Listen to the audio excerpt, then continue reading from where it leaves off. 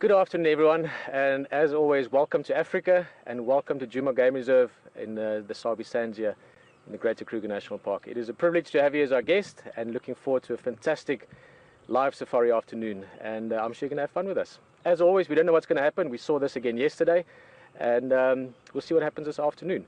In short, my name is Peter Pretorius, Brian behind the camera. Brian, always nice to be in the vehicle with you. Will Graham and the whole team back at control. And HT and VM are already out there. They're looking for things. You will see them shortly. And I just want to get out there. We've had such incredible surprises the last two drives, so I have no idea what's going to happen today, and looking forward to seeing what we have on offer. It's a stunning afternoon. Little sort of postcard clouds around, blue skies, wildlife is out and about, so you can't ask for better conditions. It's going to be a beautiful drive, and we'll see what we can see. In terms of yesterday, I'm very happy for those of you that missed yesterday. We had an incredible experience, something that for me personally, after many years in the bush, is still something that it happens, you know, sometimes once in a lifetime. So it was amazing to share that live, and I'm talking about the buffalo hunt yesterday. Those 5 male lions, beautiful cats. I got to know them the first time yesterday, and I'm intrigued by them, to say the least. And the hunt happened around us after 2 hours of not much activity. So that's the thing, you never know what's going to happen in the bush. It might take a while, it might happen instantly. And what I'm very excited about is the fact that you're going to get to see a catch-up on that. So in the next few minutes, you'll get about a few minutes to catch up on yesterday's drive in case you missed it. And then you're going to continue under us, and we're going to see what we're going to get.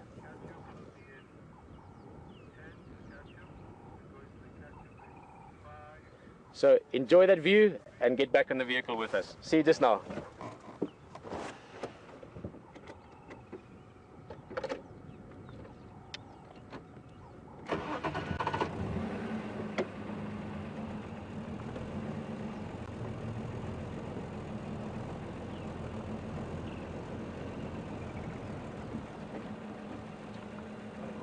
We're going to start just here. It's probably be a impala, giraffe, everything.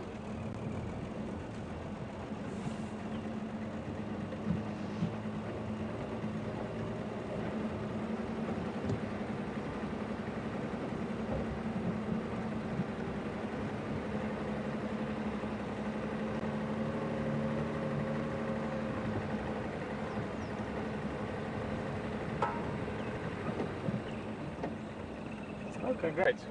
For those of you that are riding along on the net and that can enjoy what's going on here, as I said, we can just stick around here while the other guys enjoy that highlight or the summary of yesterday's, I have to say this again, incredible event. But what a beautiful setting. As I mentioned just now, it really does look like a postcard.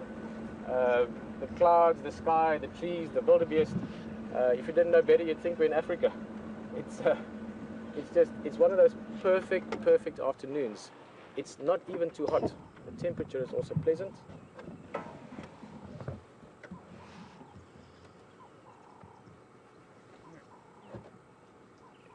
It's one of those afternoons where you could almost just sit here for the rest of the afternoon.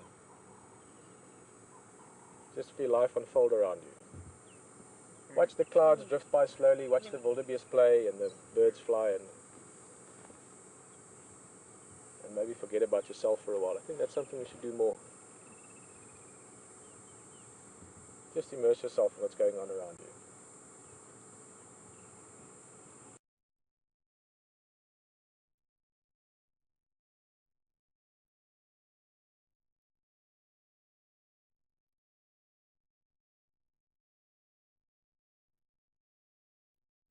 Talk about it a little bit. We are going to head over to those lions in the course of the next half an hour or so. We're going to just start here.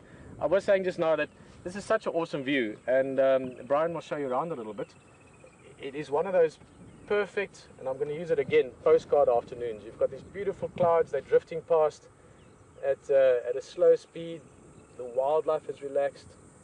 Wildebeest, impala, giraffe, all just sort of going about their business. The birds are singing, and you can literally not ask for a more beautiful day to be out in the bush. Luckily, that's exactly what we're doing. We're out in the bush, and this afternoon I'm just going to show you beautiful things, beautiful views, because it's one of those afternoons. The light is brilliant. We've had overcast days for a few days. We had massive rain last night. That was a whole adventure in itself. this beautiful big male giraffe, again with the clouds in the background. It's just a lovely setting. We had to drive back to camp last night in these open vehicles in a storm, and it was quite a lot of fun in itself. And it's like the air has been washed clean and everything smells fresh. The greenery is coming back. There's two things that really make the bush come alive. The one is rain,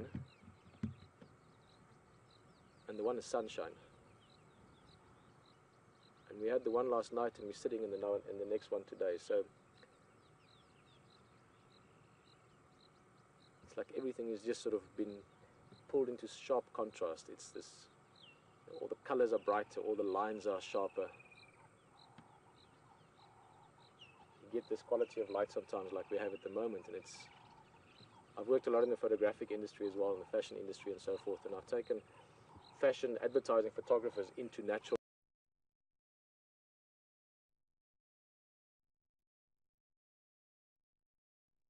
areas to go take those kind of photographs, but in wild areas like this. And one of the things I often comment on is the light. And in terms of brushes and ink himself, I can just be quiet. He's walked the whole half moon around us. Let's just watch him, but watch around him as well. Don't just look at the giraffe, just look at the scene. Look at those beautiful trees and the impalas in the background and the blue sky and the whole picture, because we're in this whole space at the moment. Including the little giraffe. I like this little guy. Look, he fits under the adult almost.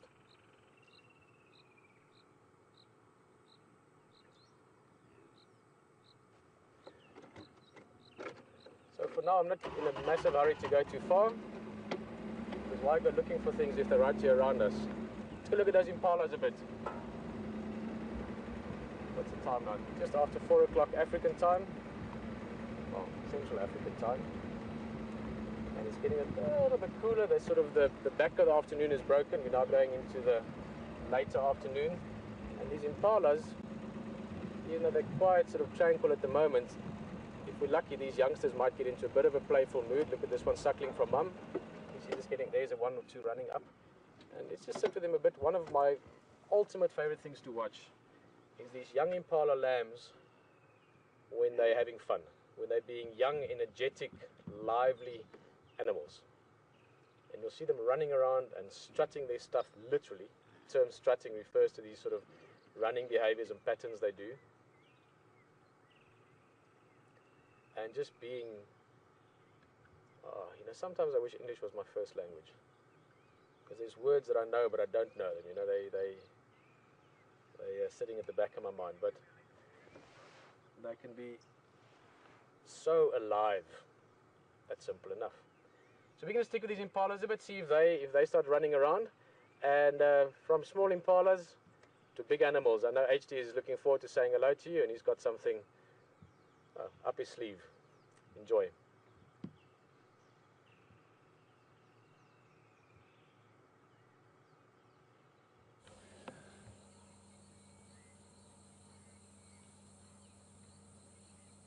Good afternoon everyone, and welcome to Wild Safari Live. It's fantastic to be back with you again. What an afternoon it was yesterday, and I'm sure Pete's giving you a bit of an update on that. He could hardly contain himself today. He was just over the moon, and we both were at what we captured last night to bring to you live. Well, it's about 30 degrees C in the mid 80s Fahrenheit, and it's a really hot one, but a lot of the animals are still active. We've got we're just sitting in the middle of a herd of elephant at the moment. It's a breeding herd, so it consists of a matriarch and related females and their offspring. There might be a bull trailing if there was a female in estrus. Sometimes the bulls will just separate themselves off a little bit, but keep an eye on the herd just in case they're around. Well, they're around at the right time. Hopefully they're around at the right time, and they will be, to check if that female is in season. So they're sitting in the shade at the moment, and they're feeding just in this wooded area because the temperature is quite hot. And you can have a look, there's one just over here on the right. He's a little way off there, and we will just try and get them to walk onto us. But they're standing in the shades of trees at the moment, so we don't really want to go up too close and disturb them.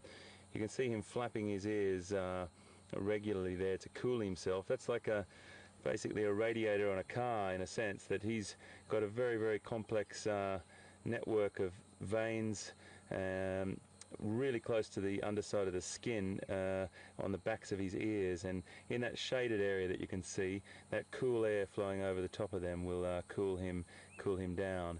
So you'll see most of them doing that, and there's another little guy over here, and there's another female up here. We might drive up a little bit closer and just see which herd this is. Had some really nice encounters with elephants over the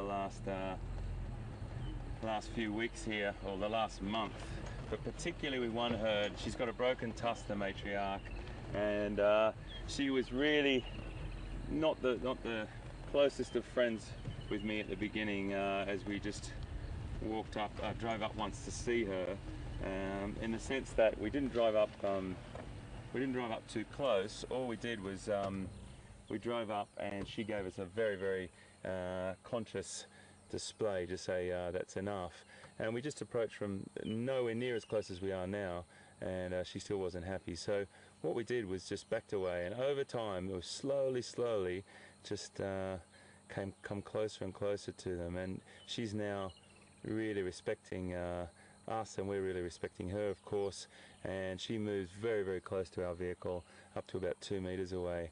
So it's a really great bond or understanding that you can have with an elephant herd, as long as you read the signs and you listen to what they are telling you, then you can have a really good experience with them. So this guy here is just feeding on some grass. He's digging up some earth and pulling out, having a little bit of a feed on anything he chooses at the moment. He's a young bull. He's just giving us a little bit of a head shake to tell us he's just a teenager, probably just on teenager. I don't even think that, probably about 7 or something like that, and even 6 maybe, and just giving us a little indication that he's he's present, and we are as well. We've got a lot of females. There's another female around to the back of us. I'm just trying to gather as much information as I can to see if I can recognize one of the females. The matriarch in the herd that I'm looking for, she's got a broken tusk, a broken left tusk, and it's okay, my boy. It's okay, my boy. And she's got a tear in, a broken right tusk, I think it is, and a tear in her left ear, which is quite noticeable. So we'll just see if they turn up to us. It's okay, my boy. But they're beautiful. A really hot day, and just staying in a little bit of the shade of this open woodland here, moving around just behind us.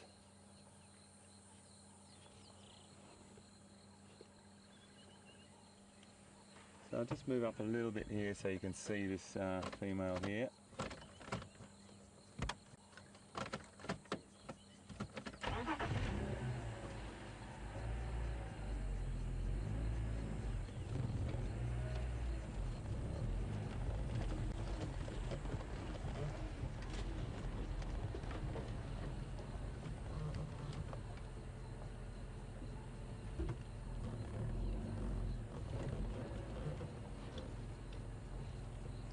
So I've got a lovely individual there, but I can see down here a few elephants having fun. So let's just come this way, Vian, with me. There's a few elephants having some lovely fun down here. Look at these guys.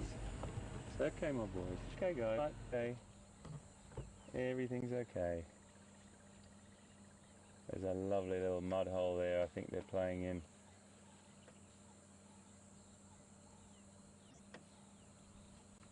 And oh my goodness, there's a baby up ahead that's so young.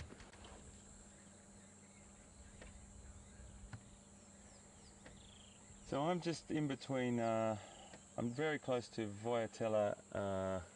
Look at that baby up ahead, that's a youngster.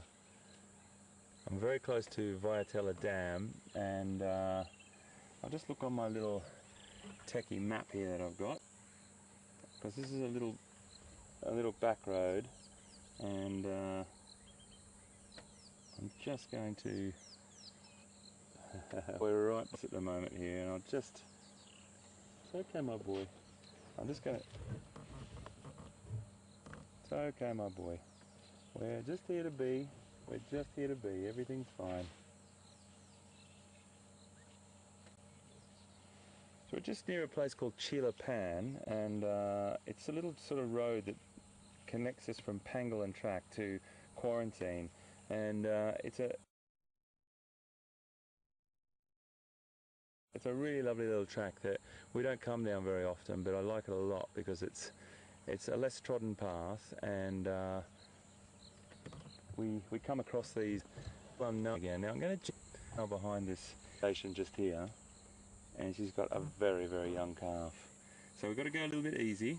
Of course we always do, but a mother with a calf that age will be slightly more protective and a little less chilled out than others, but she might be completely fine.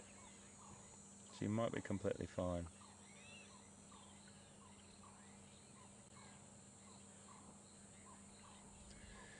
So you can have a look at this little baby here, just walking through there. There's a little one.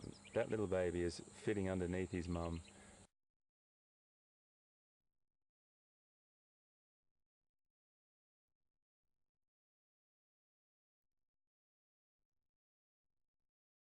At the moment. Let me just get up a bit closer. I'll tell you what I'm going to do, folks. We're going to sit with them for a little bit longer, and then I'm going to drive around on a road and see if we can get them to walk on, which is here, just hidden by the vegetation, but you might get a glimpse of him just through there if he walks out.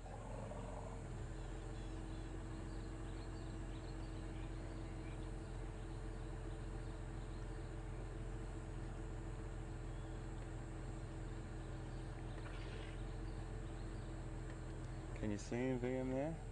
I'm not sure if you can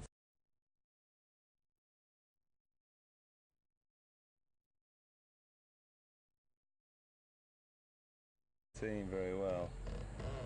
There's a really nice herd of elephant here, folks, so I think what we'll do is we're just going to take a little drive around the block, and just a couple of them, just a little line in there, in that area there is very, very young, and I'm going to try and get a little closer look for us. So let's stick with it. If you're okay with that, I think we should just drive around the block. I'm going to just turn around.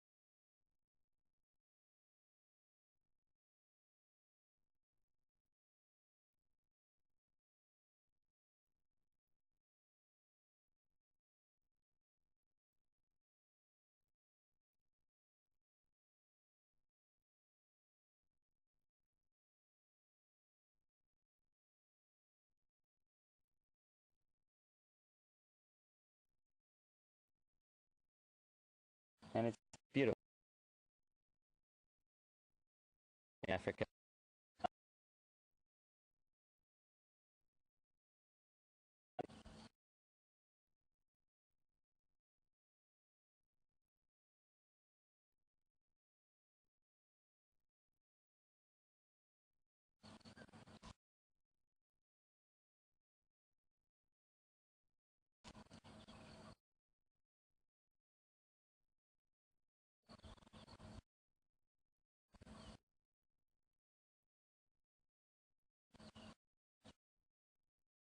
To 11 elephants in the herd, or adults, and then there are...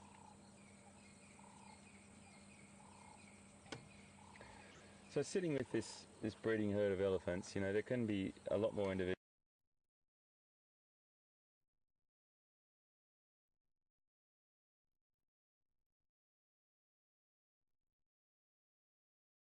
individuals and 9 to 11, what I just said. You know, you can have up to 15, 20, but they might split then, or they might be two sort of related distances.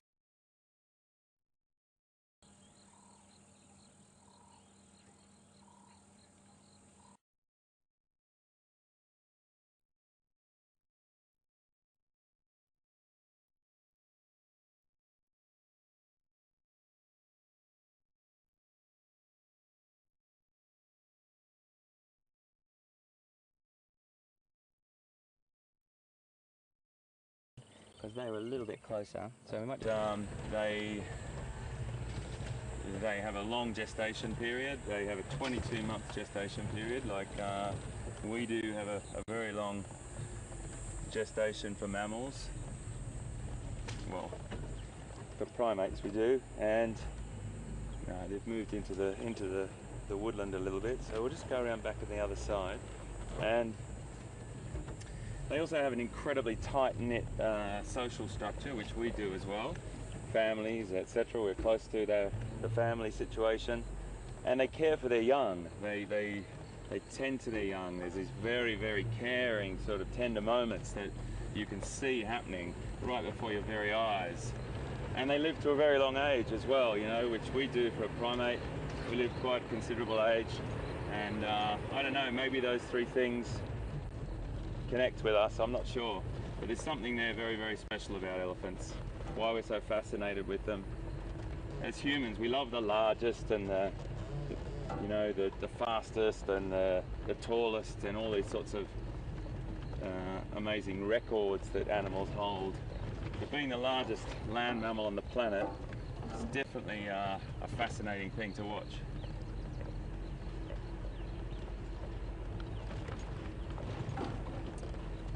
Okay folks, so my little herd of elephant here are sort of moving into the woodland, and I just reckon we should cross to Pete, because I hear he's got some elephant as well, which I think something about this little thing here, which is the that's funny, that's really funny. Pete's got the same elephant as us. I was just going to cross live to Pete, and because he's got the same elephant herd as us, which is kind of amusing. So I think we should just drive up behind and say hi for a second.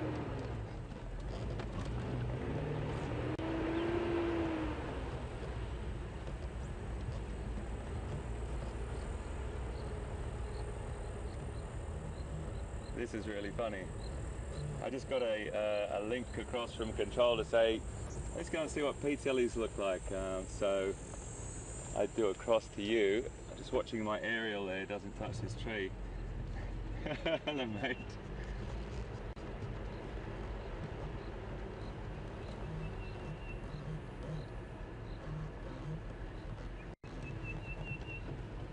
I just got this link from control, Pete, to say, can you cross to Pete? He's got some ellie. We're on looking at the same herd. It might be the same, but I don't see you here. But it's the same area. Let's turn around quickly. Sure, mate.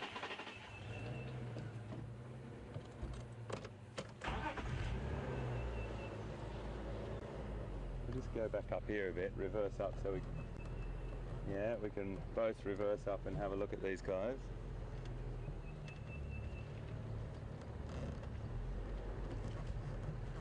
He's actually moving on a little bit, so we'll let him go. But I'll just reverse up, so we've got the same herd we're looking at. Quite fun actually to both be here. Brilliant. We don't often cross paths. Just watch my aerial, please, mate.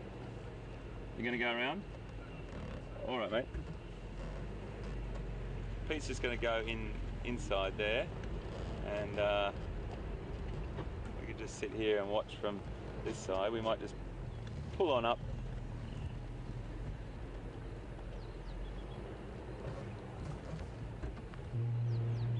We'll just plonk ourselves.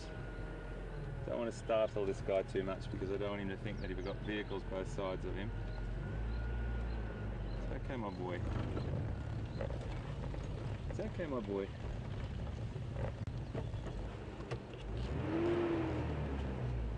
They're very relaxed. Let's just sit here.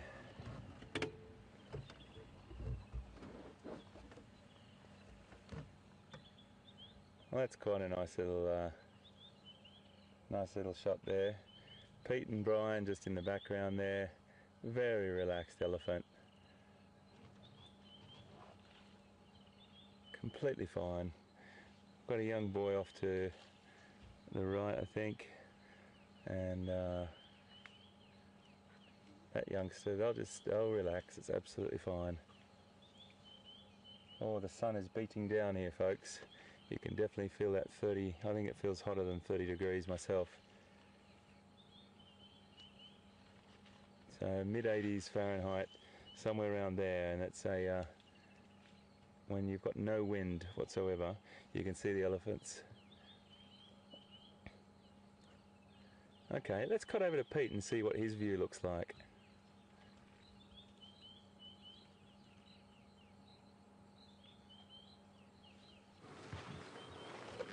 Oh guys, brilliant. Awesome to have a view from this side, and this little youngster is actually being curious about us. Mum's close behind, so he's not concerned, and there's a great calm feeling about these two. So fantastic to join the same herd. I know you've been looking at these ellies for a while, and they just moved through, and we came around and joined with HT. You can see him in the background there just now. He's just behind the elephant. Now, to come back to different animal species, I mean, there's all these animals you see in Africa. Big five, obviously, always interesting. But me personally, it's difficult to say. You know, leopards are just in a whole different experience almost. Wow, she's talking. That's one of the sounds they make. We can hear about a third of the sounds they make.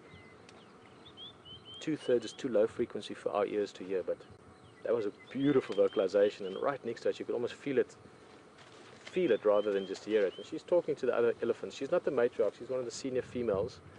I can see there's 1, 2, 3, 4, 5, looks like about 8 or 9 ellies that I can see, maybe more. 10, there I can see another one.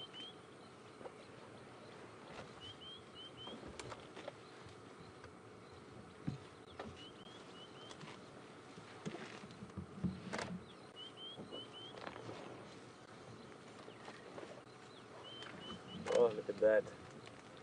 Beautiful.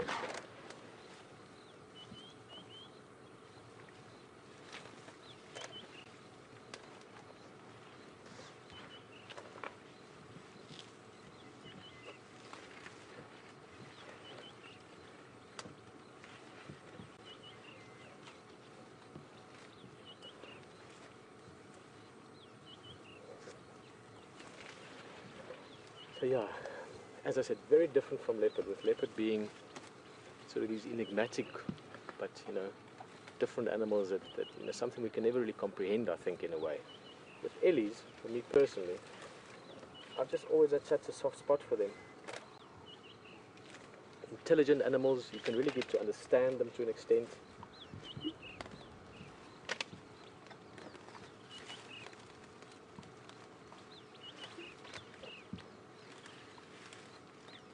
So, very happy to be here. We've come around and joined the same herd of elephants that HT is with. In fact, he's just behind there. He's sitting in the sort of in the middle of the herd at the moment. Other vehicle just at the back there. There you can see them having a look as well. And I was just talking about elephants. Now, for me, elephants on a very personal level, I would probably have to say is my favorite animals. I mean, I love seeing leopard. I love seeing lions. All the big animals. You know, leopard are just, you know, these mysterious, enigmatic animals for me. But elephants, firstly, are highly intelligent. Oh, they're right around us. Look at us. Sorry, Brian, difficult to decide where to look, but we've got 2 elephants right next to us. They're coming around us. I can see 1, 2, 3, 4, 5, 6, 7, 8. 8 elephants around us. We're sitting in the middle of the group at the moment. That's awesome. This youngster is very curious. He came to have a look at us just now. Sorry, I'm interrupting myself there, but I wanted to say, and I'm going to keep it short now, is that I absolutely love elephant. I've spent a large part of my guiding career in my life spending time with ellies. In Pilanesberg, I was very fortunate to have worked with some of the guys that researched elephants, that studied them. I met people like Joyce Poole, Andre Klokker, Randall Moore, people that really speak elephant almost. And it's beautiful to see what they're about. Now look at this youngster there at the back. That's sort of a teenager, the one that's moving through. And I'm hoping is one that might come and have a look at us. Because this age, they're often quite curious. Same as the young ones. The small one here next to us, whose backside you can see now. He's already come and had a look or two at us, a little head shake just now. But over the years, I've been fortunate enough to, it always sounds strange to say that, to have built up an understanding of elephant, where you can firstly be not intimidated by them. Very easy to be intimidated by elephants because they're so big, but once you understand them a bit, keep in mind they speak a very different language to us, then it can be awesome. And I believe you've got a question. Great.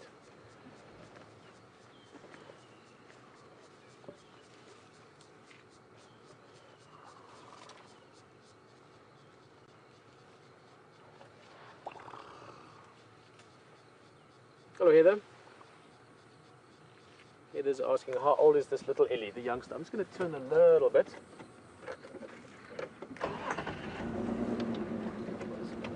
Turn us slightly.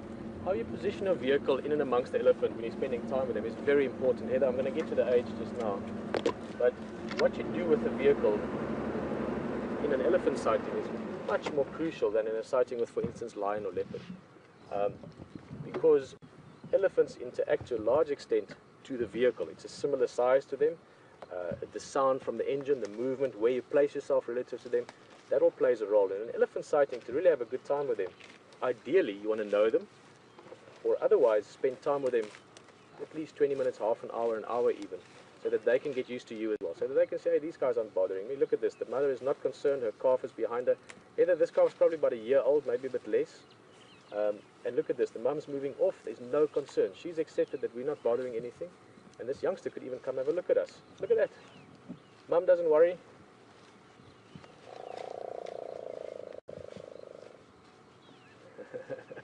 His courage failed him a bit there in the end, I think.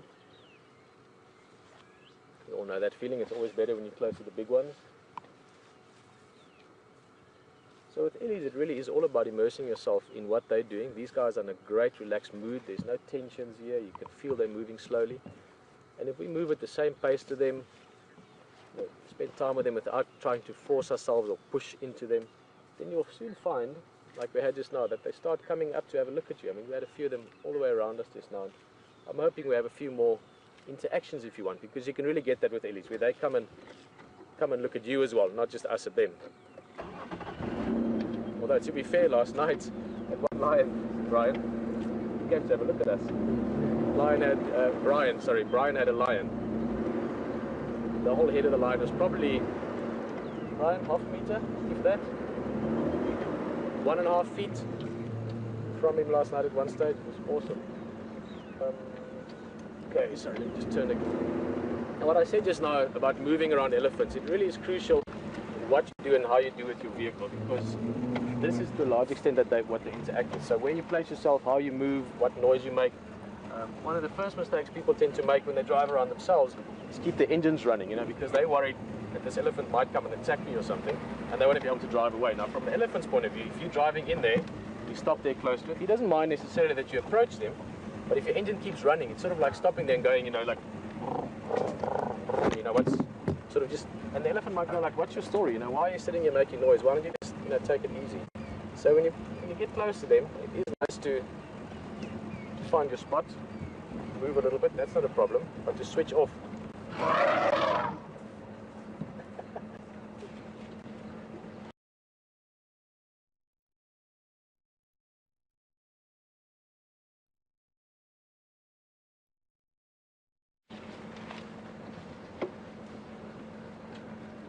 Okay, awesome. Well, that's the beauty of being in this herd. Hayden's got some nice activities. Well, this one is just asking us what our story is. I'm going to switch off, enjoy the view from Hayden's side, and we'll see what we can get on this side. Coming to me, mate. This is beautiful. This is beautiful. For Pete and I to be right here amongst this herd. Look at this young fella in front of us here, but the most important one that I want to talk about right now is that little guy there. Look at him. He's the littlest one, and he's beautiful. He's just been here rubbing, having a scratch on that log, but he's about 2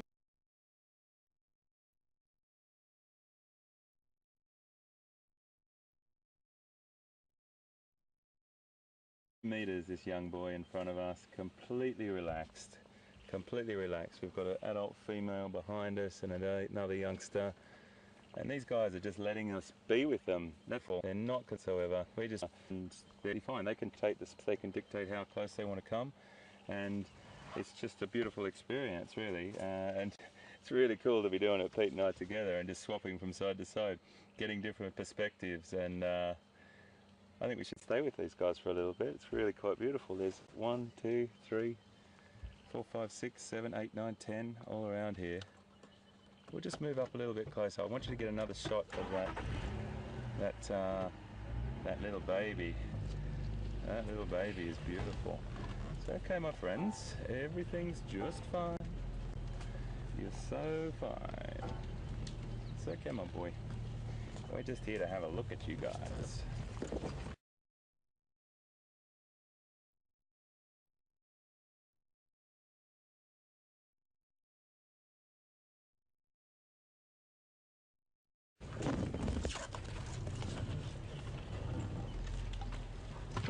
Watch that branch there. There's no spikes on him. It's okay, fella. It's okay. It's all right. Everything's fine. Everything's fine. Ferret, darling, you still be obviously drinking mother's milk, but just having a little graze as well.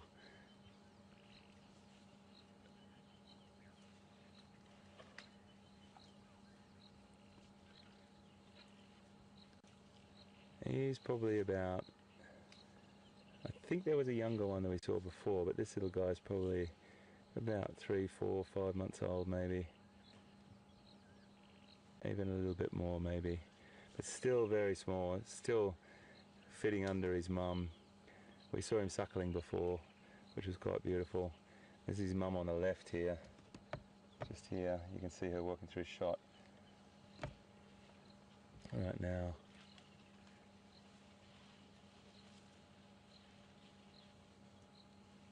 So nice just to sit with these guys.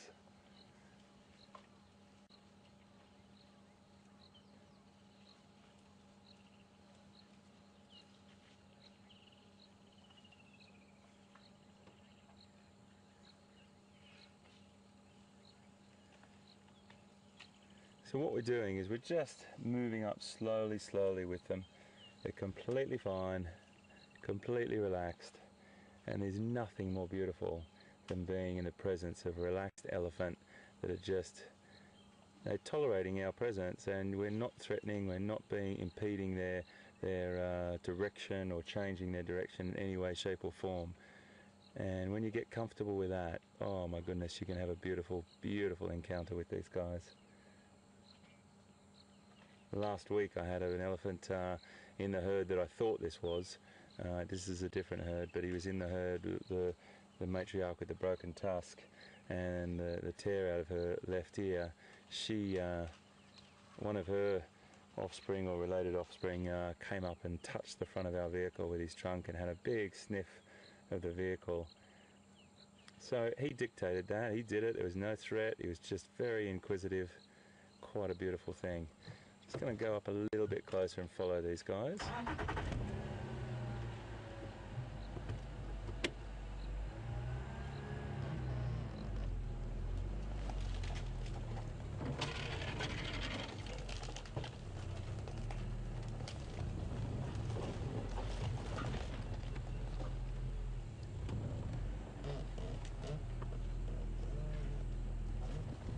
So Pete's just up there as well, you can see, which is fantastic.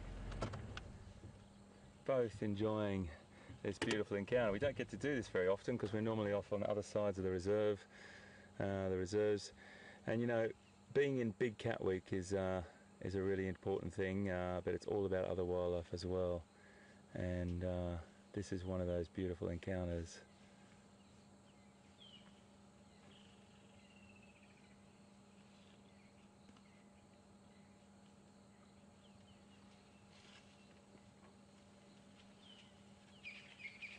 Pretty sure she's the matriarch, that one there, with that youngest elephant. Normally the wisest, oldest, biggest female. Not always, but normally. And she dictates everything.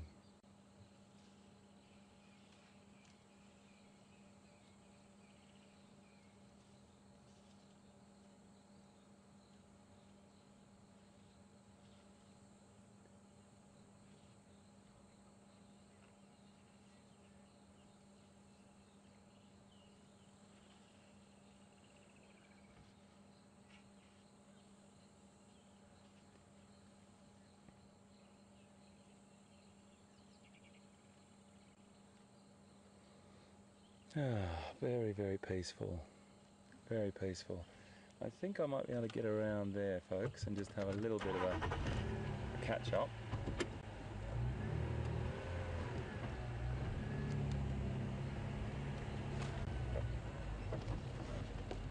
If I can see a little track through there. Was no tracks, but what we're doing is just making our way through the vegetation here, gently, gently. Sounds a lot worse than it is, folks, I have to tell you. It's just, sometimes there's... It's okay, my boy. It's okay. Everything's fine. We're just coming to say hi and interested in you guys and how wonderful you are. Everything's just so easy and relaxed. Okay, my girl, it's okay. Just gonna sit here. It's alright. Everything's fine. All good.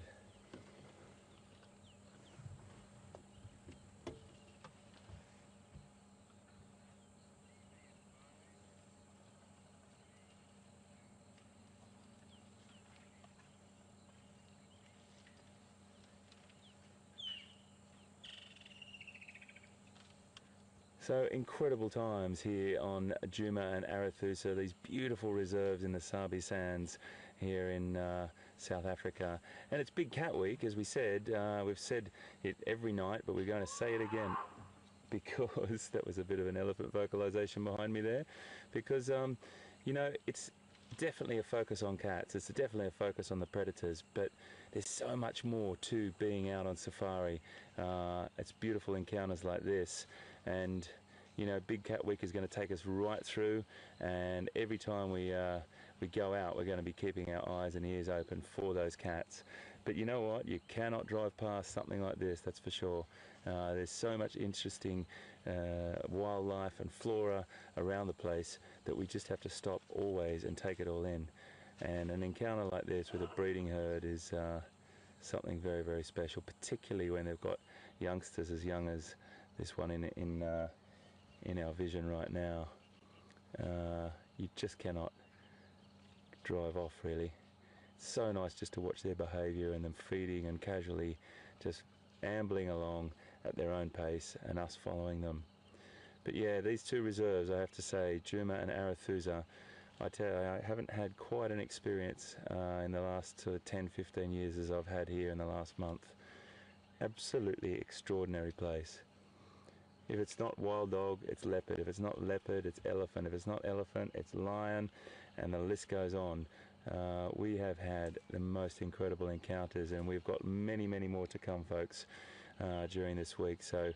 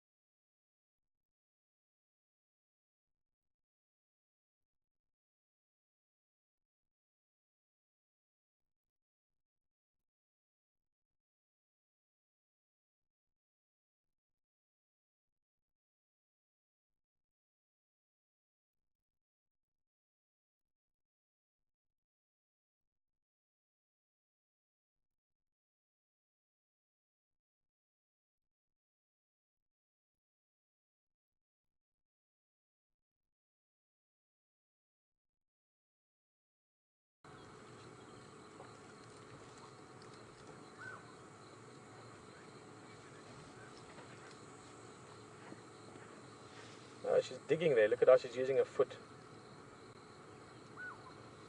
Now that the soil is wet after all the rain, you'll see them doing this quite often to dig out of different roots. Sometimes just the roots from a tree or a plant, but also you get, oh wow, I was going to say, you get these tubers, almost like potatoes. And that's exactly what she dug out. Look at that, holding it between a tusk. And she's maybe trying just to get the dirt off it. This is awesome. She is just playing with it as well. Now she would have picked that up from smell. I mean, they've got amazing smell. We can't even begin to comprehend what they can smell. And that was obviously a tasty bite there. Could be interesting to see. This calf of hers is young enough that it's still learning all these different things. I mean, elephants, well, I guess you could say they learn their whole life. They're intelligent animals.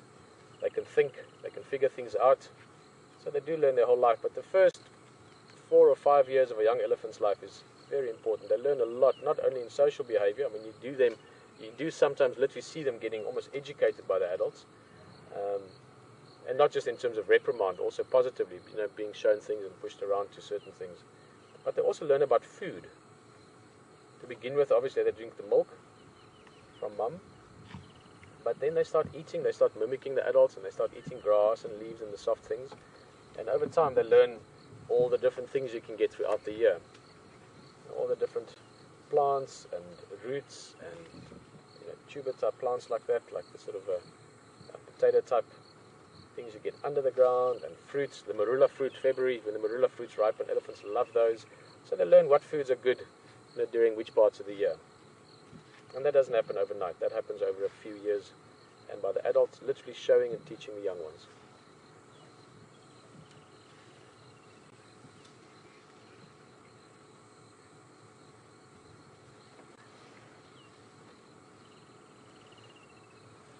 I'm just going to turn slightly. We've got one of the teenagers sort of sneaking up on us in the back here. And it's not a concern, but I just want to make sure you can see if it comes fast.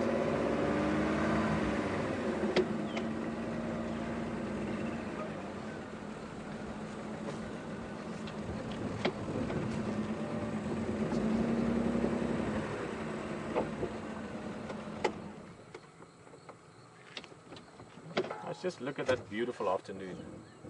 We were saying earlier that we've got this stunning light. I mean, look at the sky. We've got these perfect little puffy clouds floating around, and I was saying earlier, I want to show you this. So while we've got elephants in the... just look at that. What a place to be right at this moment. But I want to show you the moon maybe in a little bit later. What do you think, Brian? Give it a go. Should we give it a go now? Let's give it a go now. These ellies aren't going anywhere. That's the matriarch and her calf. And just up just above those very picturesque clouds, we've got this beautiful clear blue sky after last night's rain. We have the moon. We're not going to get too close to it because the moon, as we all know, is quite far away. But this is what you call a waxing gibbous moon, if you really wanted to get into the details. It's past half, it's busy growing, so it's getting towards full. So waxing is a growing moon, gibbous is between half and full. So a waxing gibbous moon, which means we'll have decent moonlight tonight. And looking at that, we should have about a full moon rise by the end of Big Cat Week, which is another, I should know this off the top of my head, 7 days. So by the end of our last drive with you, which I'm sure you're all going to ask for more of these, because I'm really hoping to take many people on many live drives in the bush. Because just look at that. Who doesn't want to be where we are right now? This is beautiful.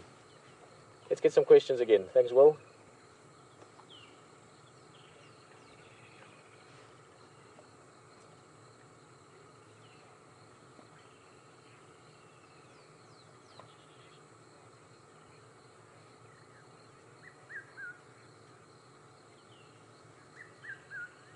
Well, firstly, always very happy to have classrooms on the drive. Miss Jacobs?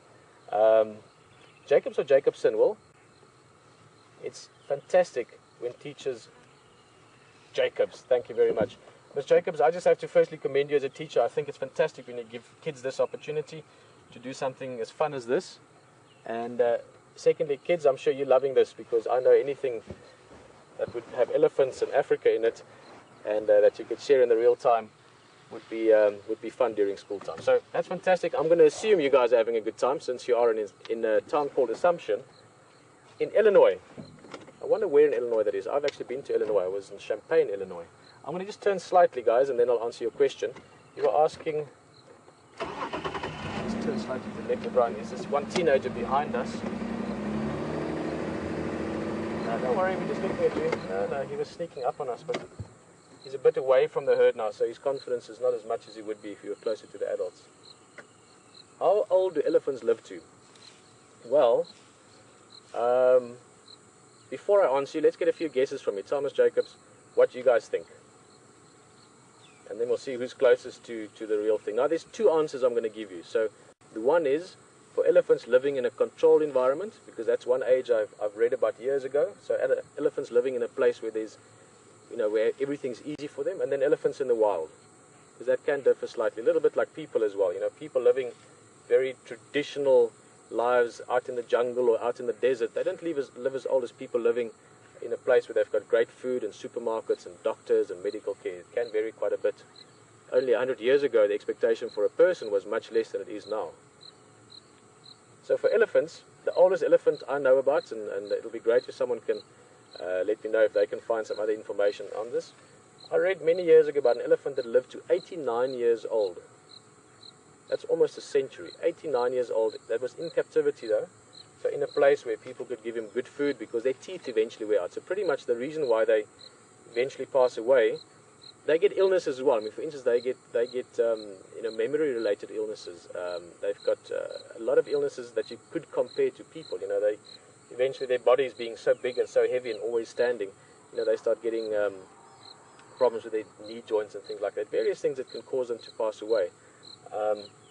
Because they have to essentially pass of old age. It's not like an impala that can get eaten by a leopard when it gets a bit old and slow. But the main factor in the end is their teeth. They get 6 different sets of teeth, and those teeth wear out over time, and then eventually they can't break the food down. So out in nature, they've got to eat bark and roots and grass and leaves and twigs, all kinds of stuff. And if your teeth aren't working, you can't chew it well enough, which means you can't digest it well enough, which means you lose condition, and eventually you pass away. So in a controlled environment, like the one I mentioned earlier, they could give it soft foods, I don't know, lettuce and boiled carrots and peas and, all the stuff that you kids love eating. They could give that to the ellies and they can live longer because they can easily digest that. In nature, 55, 60 would be quite an old age for an elephant. So we'll give this little one a bit of a time. I know we want to see them better, but because he was behind the herd and he was actually curious about us, I don't want to now move around too much because it's going to make him feel like he's on his own. He's a youngster. He's probably about 12 years or something like that. And with elephants, you really can equate their ages in a similar way to ours. In other words, young elephants, 4 or 5 year olds, they're playing around a lot and having fun and learning about life and still learning their coordination a bit and how to use their trunks and how to run and how to dig things out. When they get to this age, about 12, they can be quite playful and they can be very confident sometimes, and the next thing they're not confident at all. So you have to consider the ages as well as the individuals. That's one of the things that's great about elephants, if you can spend a lot of time with them. I mean, I don't know this herd that well, but if you see them a lot over many different times, you start to get to know individuals. You can know that, hey, Johnny's the funny one, and Mary's the quiet one, and Sarah's the one that knows all the answers, and Bob's the one that likes to fall asleep in class. It's just that kind of thing. You get to know them. So I'm going to move around. I was just telling Brian we were in exactly this place about a week ago with Djuma, that leopard. So I know that up ahead there it starts getting very, very thick. Well, I saw something for a minute. Assumption, that's a cool name for a town.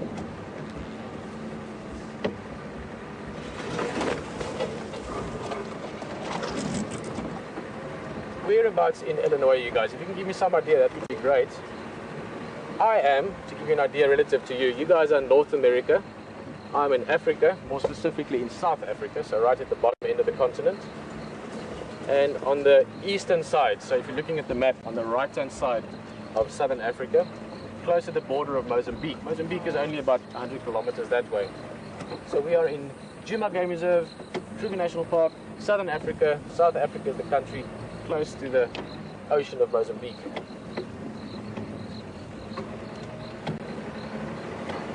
I'm going to have to go around to get back to those ellies, but we'll be with them again shortly.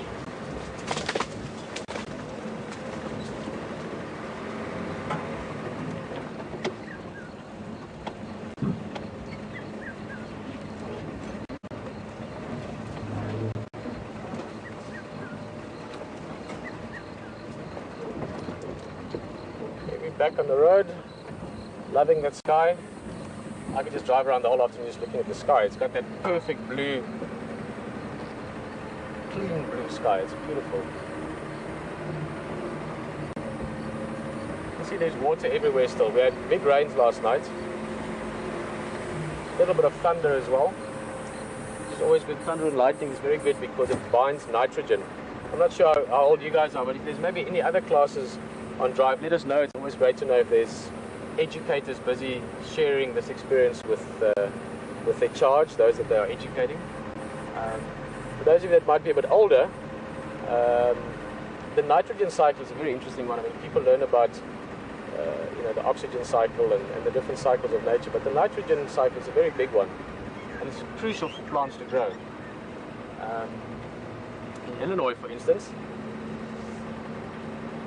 Okay, thanks, Will. We'll talk about it more in a bit, but lightning is one of the things that binds nitrogen in water, so it gives you nitrogen into the soil, the same as snow, which is why Illinois is one of the great places for planting crops.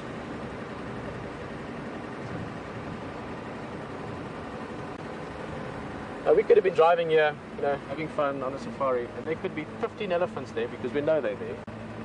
Could not have known it at all just because they are in the bushes. And then we do this looking for a leopard, which is that big and perfectly camouflaged.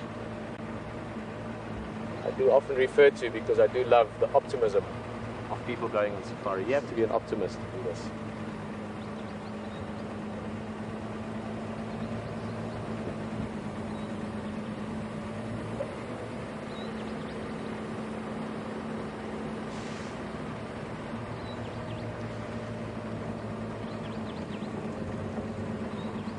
Get a glimpse of the first ones again. We know where they are, but it is very, very thick terrain, and elephants, luckily, is different from like leopards or lions that you have to stick with them in order not to lose them, because they can change direction anytime, they can go anywhere anytime, they can disappear easily. Elephants are a little bit harder to lose because they're big, but also I've got a pretty good idea of what these ellies are doing. I'm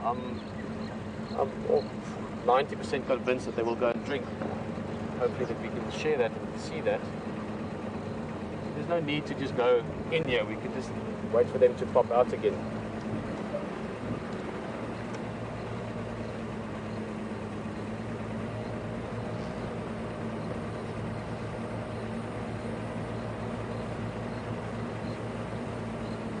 In fact,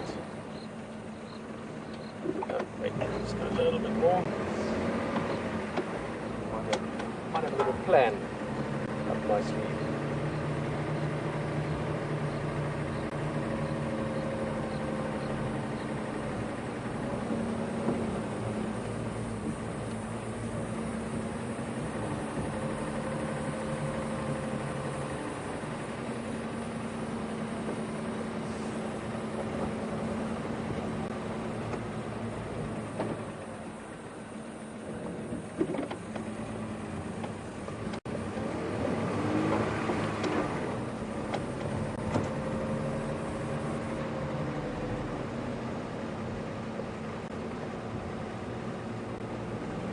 Hey guys, welcome back, and I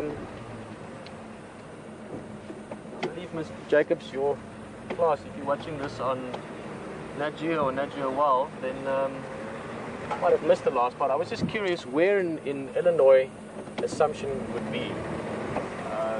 Just because I've been there, it's always nice if you've been to a place. After this we can talk to each other because you've been to Africa and we've shared the same place at the same time. So I was there years ago, spent about 2 weeks in Champaign, Illinois. A friend of mine was playing tennis there. I used to play quite serious tennis when I was younger.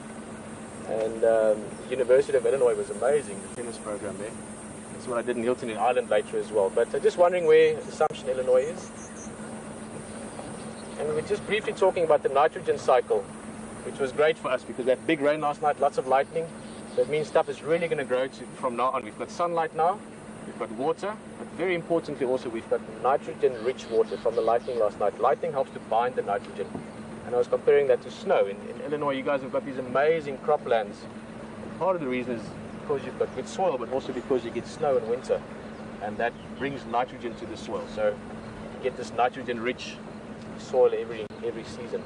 These ellies are in here, and I know it's, you could think I'm imagining it, but we did see them and I know where they're heading. So what I'm going to do is not go in there looking for them. I'm going to leave them a little bit. Just wait for them to come through this block. This is very, very thick. I've been in here a few times after leopard, and you can do it, but there's not really a reason for it or a need for it at this moment. So what I'm going to do is just show you the waterhole, Gowrie waterhole that we talked about earlier. Just going to get out of low range. There we go. Just look around a little bit, just give you an idea of the area we're going to be spending time in. Because if possible, I want to stick with these elephants. I would love for you to see them drinking, and maybe there's a bit of play, and that little ones can sometimes get a bit sort of funky around the water and start playing around. So let me give you an idea of what we have around us. The birds flying off, a starling, a dove. I saw 2 guinea fowl. Here we go. Let's see if they stick around close enough to see them. Normally you would see guinea fowl in flocks, in groups. But for the next 2 months or so, you'll often see them in twos. And I wonder if you guys can guess why. Male and female look virtually the same. It's not an easy difference, so this is almost certainly a male and female. And the reason why we're going to see them in twos quite often is because we're now in summer and they will be nesting. And they go off to do that as a pair.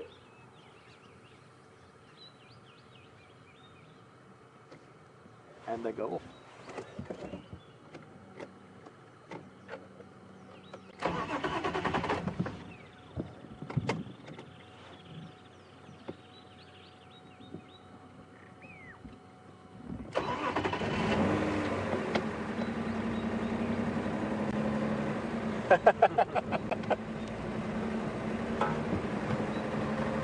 How's it, Seb?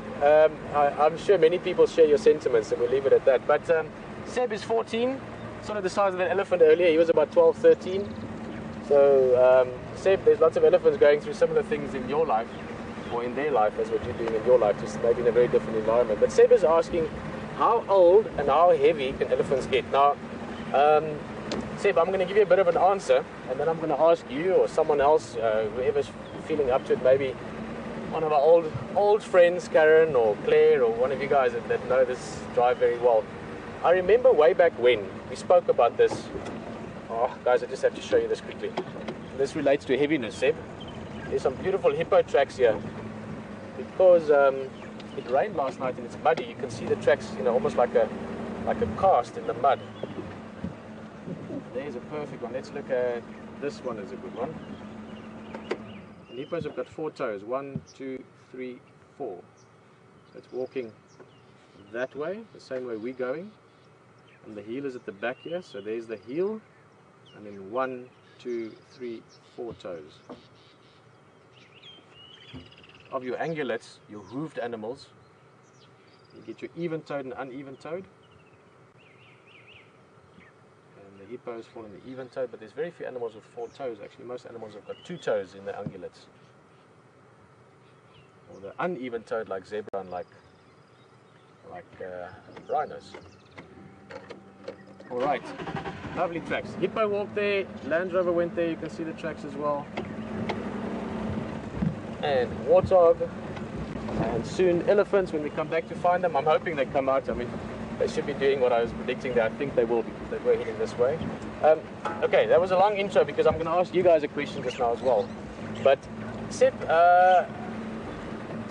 how big and how heavy do they get? Now, big elephant bull. Firstly, bulls get much bigger than cows. They just get much, much larger. When you see, especially mating bulls, guys in their prime, even compared to a really big female, they're much larger. A big female would be 3.5, 4 tons. That's 4,000 kilograms in pounds. That's about 8,500, 9,000 pounds. 800, 4 tons would be 8,800 pounds. But make it, 8 to 9,000 pounds, 4,000 kilograms.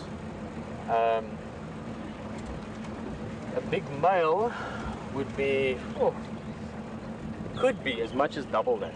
But a big male typically 6.5 tons, 7 tons maybe for a really big guy. That would be 15,500 pounds.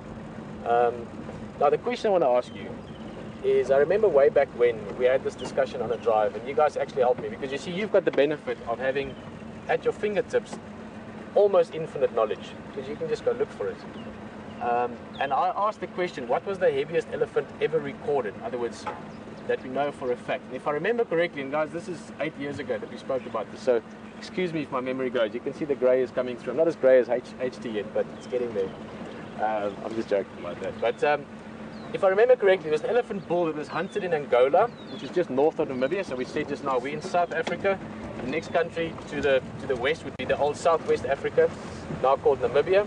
And the country north of that is Angola. And if I remember correctly, it was a bull that was hunted there, and I think it was in 1976, because I remember it was in the same year or close to when I was born. And I think he weighed 10.5 tons. So that's 10,500 kilograms, that's 24,000 odd pounds. If someone can check that for me, please let control know, either at questions@wildearth.tv or in a tweet at #SafariLive. I would love to just reaffirm that fact, because I remember it was fascinating. And yeah, Seth, I hope that answered you and gave you something to think about. I'm just going to turn around so we're facing that way, and then we'll look at the waterhole, and then we'll talk a little bit about where hopefully there'll be elephants drinking not long from now. Hello, Mr. Franklin, calling there in the distance.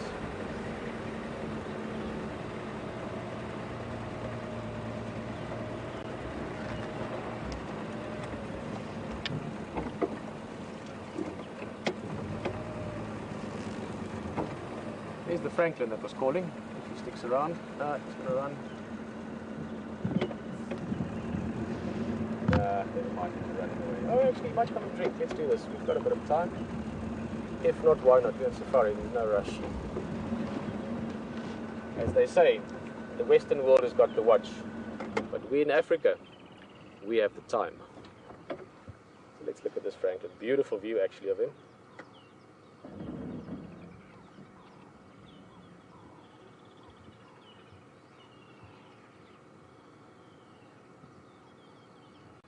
This is a Natal Franklin. I like the Afrikaans name.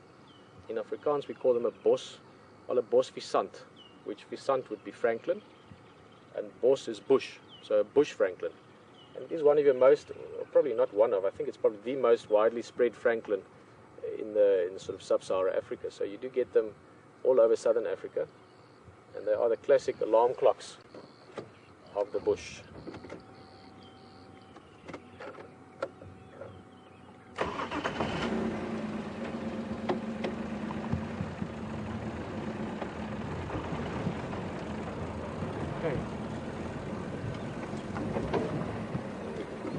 Turn right here.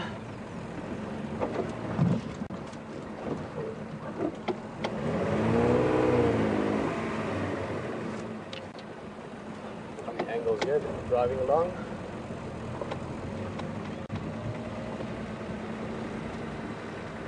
Ah, what a perfectly beautiful day.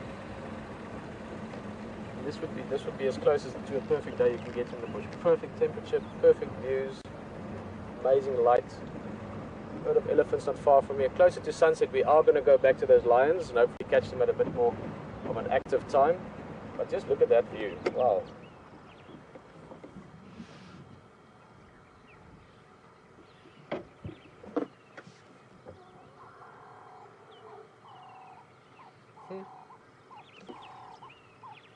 You probably hear that in the distance.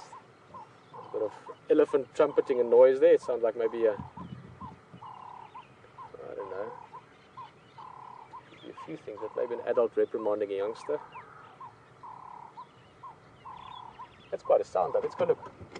Let's go see. But this is Boitela Lodge right in the background there, nestled in the trees, overlooking the waterhole. Lovely space. And as I said, if all goes according to plan, it might not. You never know what wild animals do. They might change their mind and go somewhere else, but I think they might come and drink, and it'll be nice to watch that.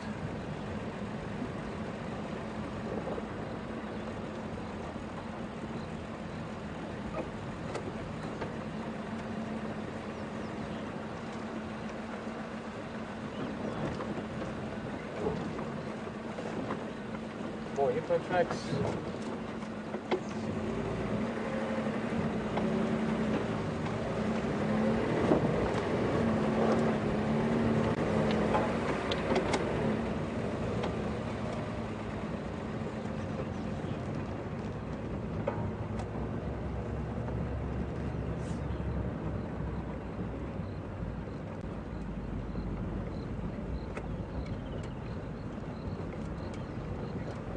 Brian, I think we're going to have to play with a few sunsets towards sunset. Yeah. It's going to be the good ones. All sunsets are good ones, but the really good ones are really good.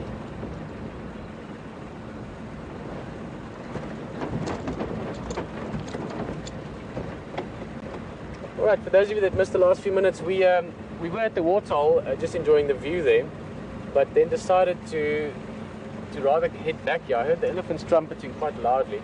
I don't think it was something, it wasn't like some other animals coming to disturb them. It sounded to me more like something internal, maybe one reprimanding a youngster, one of the adults saying, hey, don't do that. But it also sounded to me like they might have turned slightly. It's difficult your exact direction because there's a drainage line down here. A drainage line is what we call like a riverbed if you want. They might have gone into that. With all this rain, there could be enough water in there for them.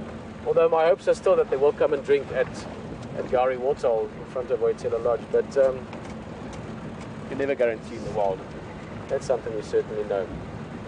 We're going to find the Ellies again, see what they're up to. If they are in a nice place doing cool things, we'll watch them, or if they're heading to the water, we're going to stick with them. We are still going back to those lions, either HT or myself, or both of us, depending on how the afternoon develops. That's the other thing you must always realize in safari is it's a very fluid, flowing experience. You don't say, well, today we're going to do this, this, and this, and then you do that.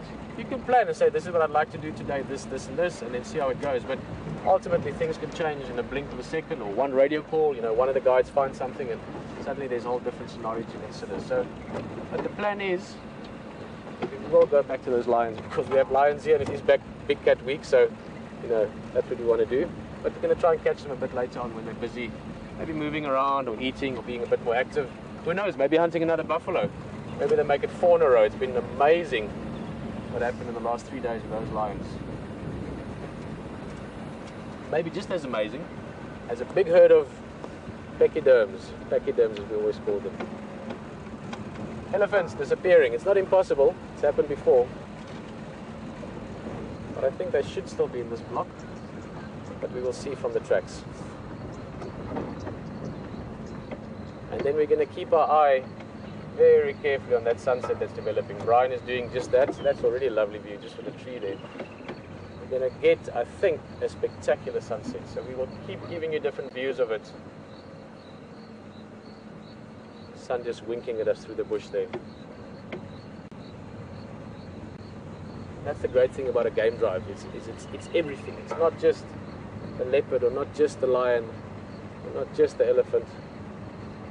It's everything about the experience of being out in this beautiful, untouched part of the nature, and untouched part of Africa. The wilderness, one of my favorite words in the world, the word wilderness. We should all have a bit of wilderness in our hearts. Come on, Brian, you like these dead trees, I know you do. It's not the best one, but any dead leadwood. Guys, what's amazing, these trees, this one we're looking at here, looking at this, it's probably been dead for a few hundred years already. Leadwood, as the name suggests, is incredibly hard. I'm just going to switch off the engine. I just want to listen if we can't hear these Ellies again. In fact, this wood is so hard that if you cut a piece of that and throw it in water, it sinks. It's about 28% denser than water, at roughly 1,280 kilograms. Well, that's not really roughly, but that's what I remember. Hear them? Wow, Brian can hear the Ellies.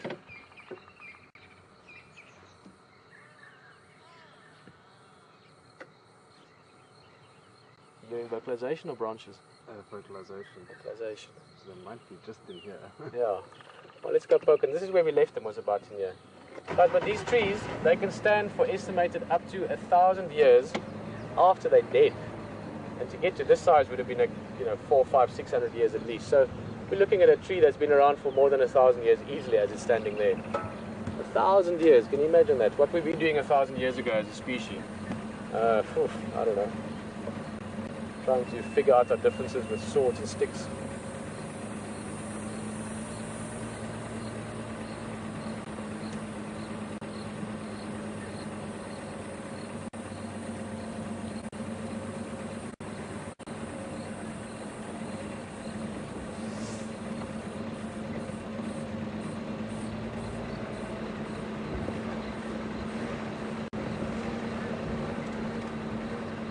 can't see tracks of them crossing. We've gone past where they were earlier, so maybe they've crossed, but I would have expected to have seen tracks. So I've got a feeling they're just in that thick stuff again. You just turn around, we'll give it one more check.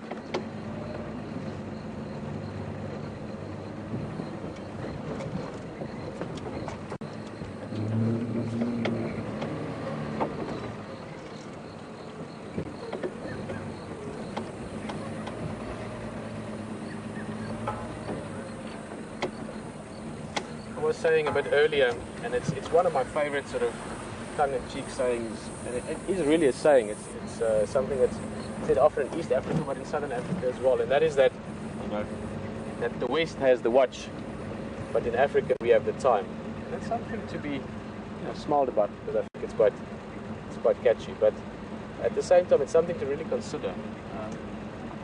We tend to so often get caught up, and we must do this now. We must find these elephants because where have they gone?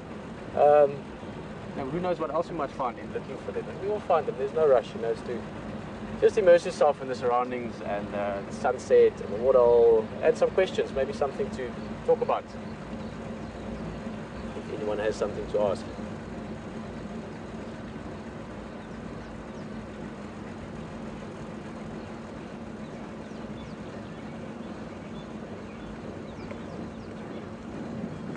Awesome, thank you, Cornel. Getting feedback about our discussion about elephants earlier after Seth's question. Cornel has gotten back to us saying the heaviest elephant was 12 tons. Cornel, if there's a bit more info where it was, or, you know, just something to substantiate, that would be great. 12 tons. 12 tons, that's about 7 of these vehicles that we're driving, almost 8 with all the stuff that we've cut off it.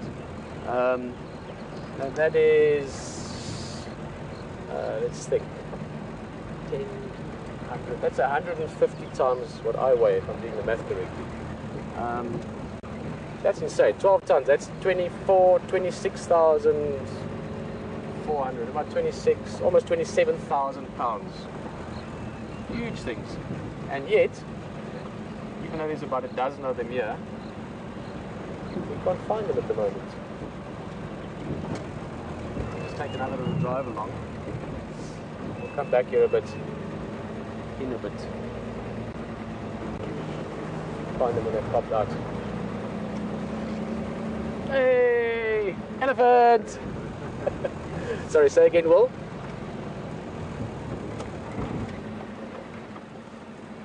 Yes. 26,400 pounds. That's a 12-ton elephant. For those of you guys that work in farms, you should try the metric system. The metric system was derived from a very basic system. It was derived from what we call our fingers and our toes, especially our fingers. 10 fingers. We'll joke about that again later. Elephant. And giraffe. Look down there.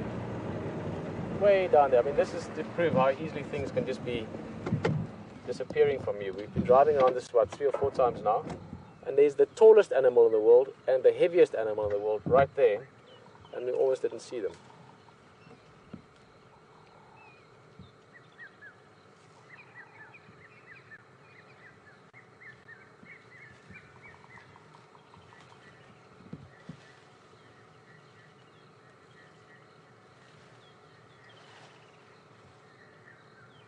So from the giraffe, let's roll forward for you to the elephant.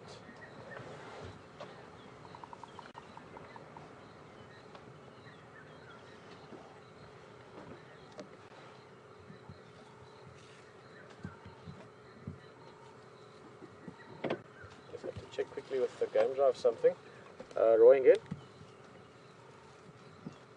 Kujani mpo. Niko na munke. Tingala lalapan. Okay, and the other ones are Queenie? Okay, come on, Snani. Guys, I was just chatting to one of the game drives there, a guy called Roy. He was just with those lions. It seems there's a bit of activity, but not too much yet.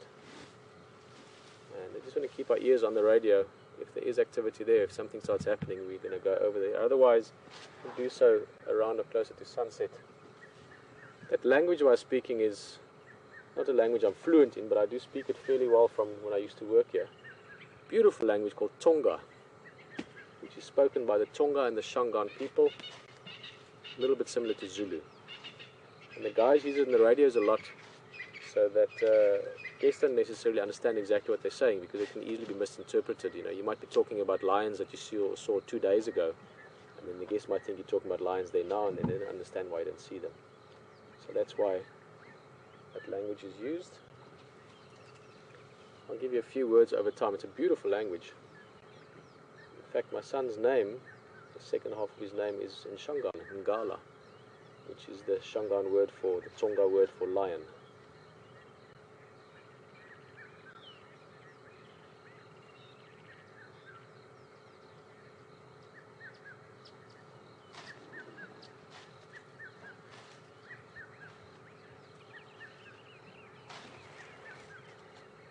Well, these ellies are still not doing too much. In fact, this one is doing quite a good job of hiding behind a bush about the same size as him. We're actually looking at the bush, which is taking front and center in front of the elephant. Let's go a little bit forward.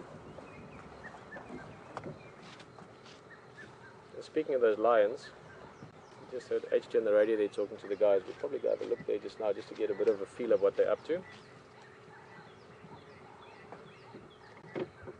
Let's take another minute or two with these ellies, or with this ellie.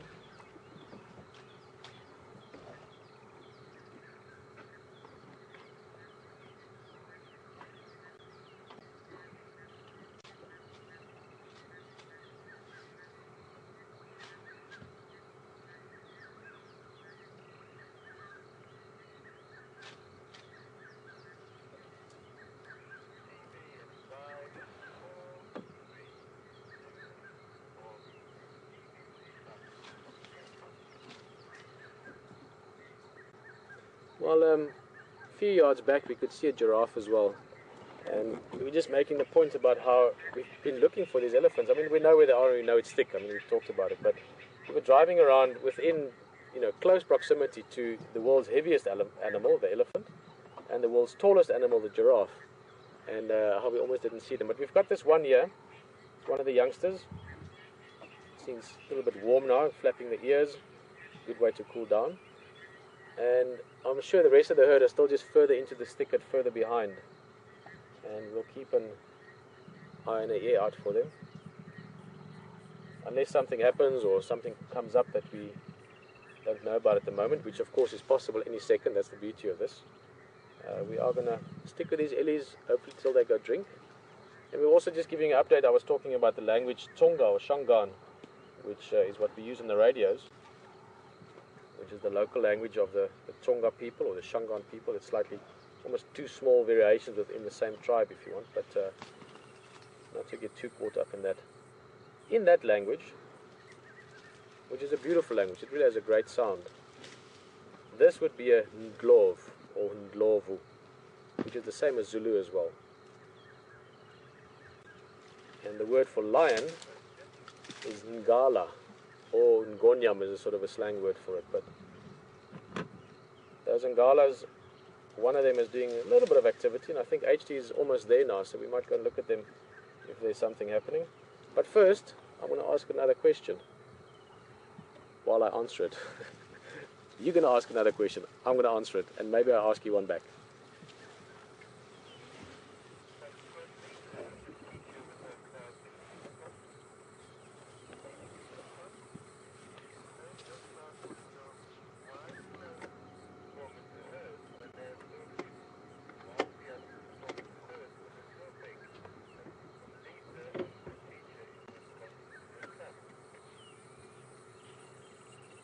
Awesome. Hello Lisa, and hello Lisa's class. As always, I'm happy when I know there's a classroom on the drive. Lisa, and if any other teachers are watching, let's just enjoy this area. I can't move now because I'm going to give him a fright.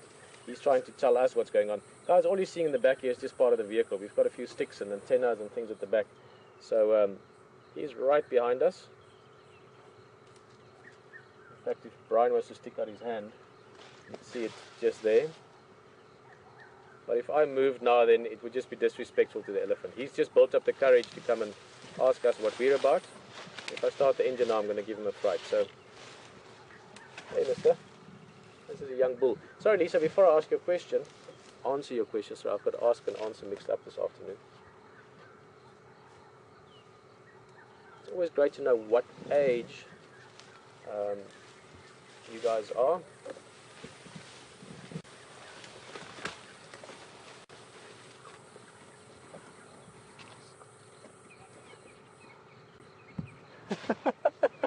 Sorry guys, I forgot the question. Lisa, I'm so sorry. I was looking at this elephant and I just love it when they come up to us. Well, just remind me that again, please. My my answer and asking got mixed up.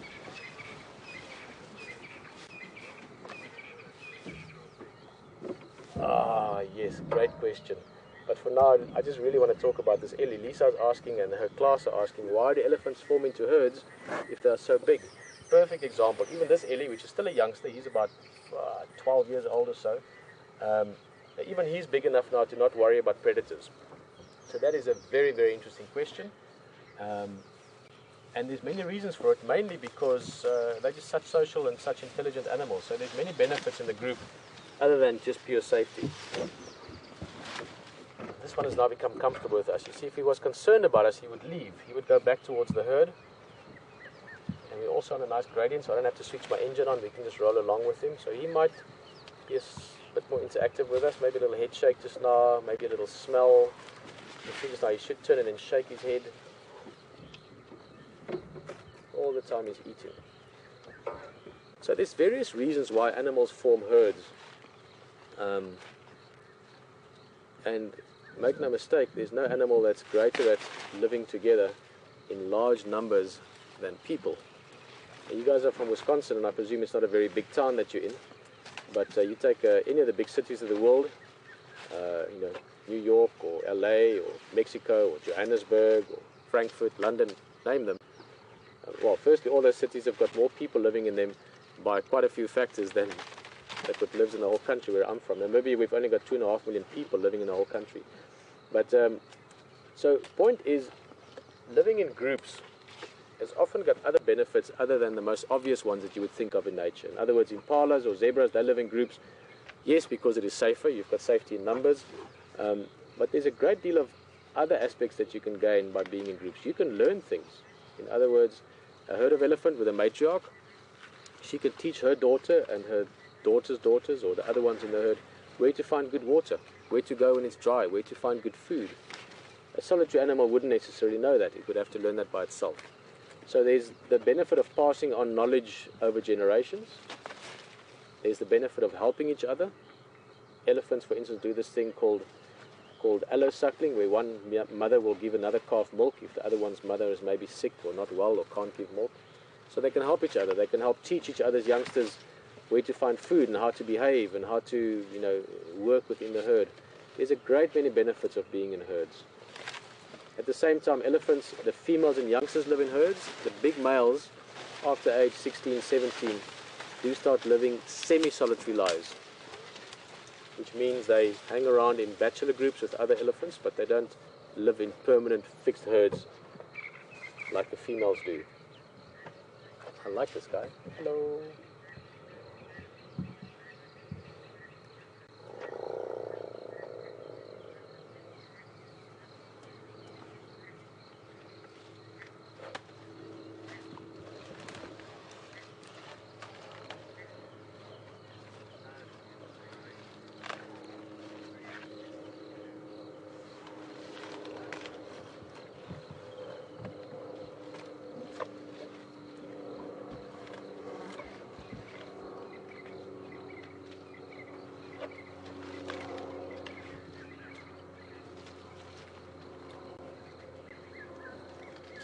Now this is what I was hoping for earlier. These elephants, they've been used to us now for, I haven't been watching my watch, but well over an hour, probably an hour and a half that we've been sort of around them.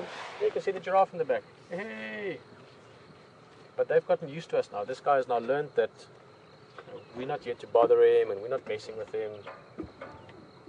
And now he's becoming a bit curious. He's going to roll a little bit forward. Come on, gravity.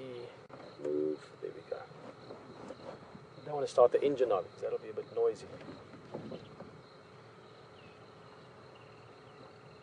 That's about as far as we can go without the combustion power.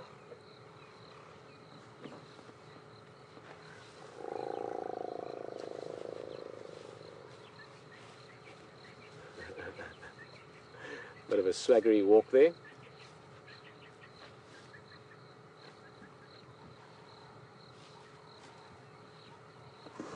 A little bit young to really play with, so we must just more follow with him and let him do what he wants to do with us. If they're slightly older, when they get to about 15, 16, one of the things I like to do sometimes, if you get them in the right mood, you really have to gauge it. You can play with him. In other words, what you do is they come to you and you go away a little bit and they think, oh, I'm convincing those guys to go away, I'm sort of being dominant, and then you stop and they stop and then you go towards them. But this guy is slightly on the young side. You're not going to do that with him just yet, unless he really starts playing with us.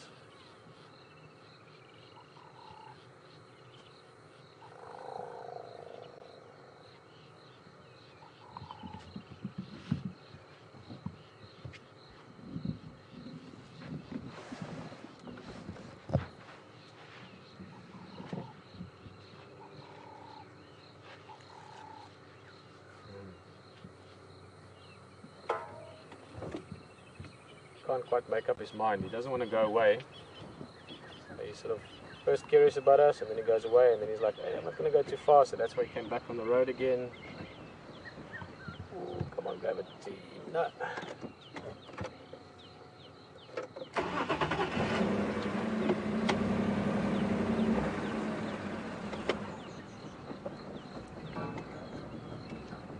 I think what we're going to do now, have a last look at him.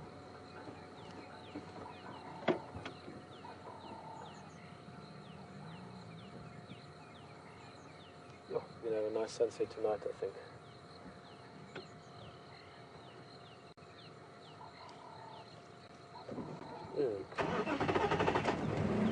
We're going to just take a short drive around. He's, I believe, still up ahead of the rest of the herd. I haven't seen them yet. Brian, have you heard anything with your extra special hearing? See, Brian has got a bit of a benefit because he's listening to the sound with the earphones. He can hear what the microphone hears. And the microphone probably has about, I'm guessing about, not much, but probably 10% better hearing than the naked ear.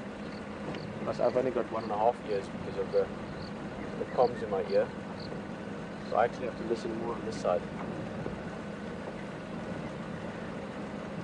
Which is good. This side I can, this side I can listen to the game radios and to Will, and this side I can listen to you.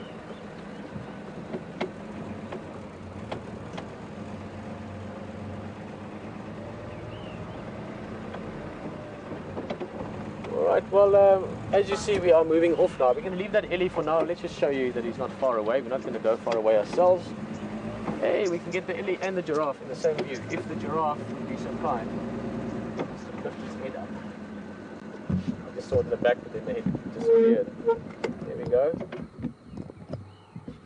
Sorry, Brian, there's a bit of a funny angle. Yeah.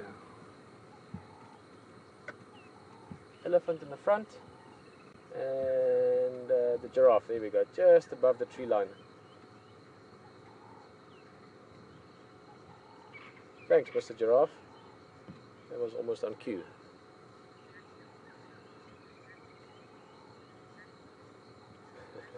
So the wildlife is just here. We're not going to go away from them. We're just going to take a short drive down to the waterhole. It's always good this time of night. We are getting into sort of the approach of evening now. And a lot of animals go down to the waterholes around this time. So it's just a good thing to go check. There might be a leopard or something down there that we don't even know about. We can have a quick look and then slowly make our way back towards the elephants. Hopefully the bigger part of the herd are making their way out. In the meantime, you can go look at what the lions or lion is up to with HT. So enjoy that side and we'll see you back here in a bit.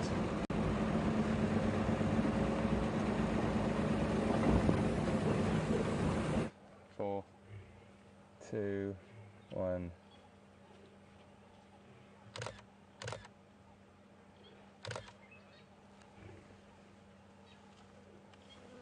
Well,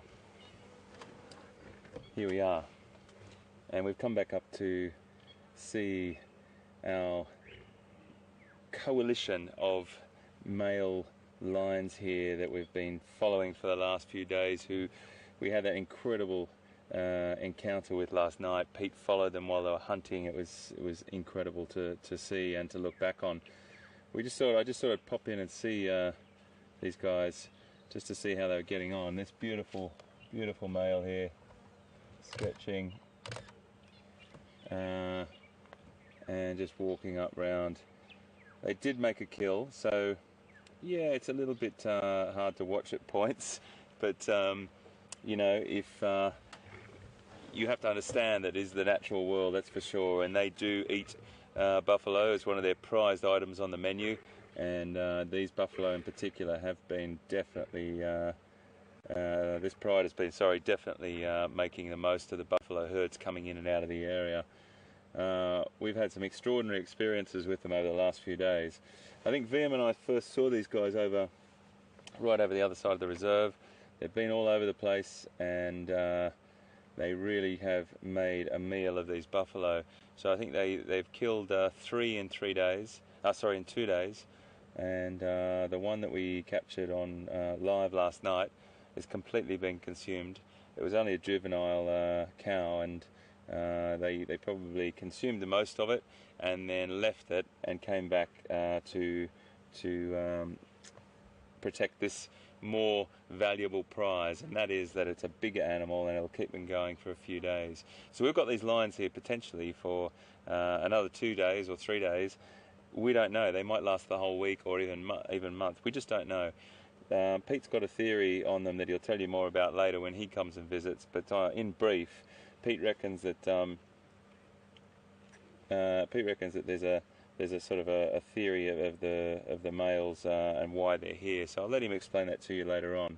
But very interesting to be around them and follow them and sort of just hang out with them, really.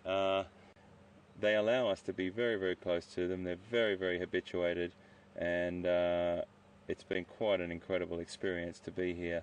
So we just be in their presence for the moment.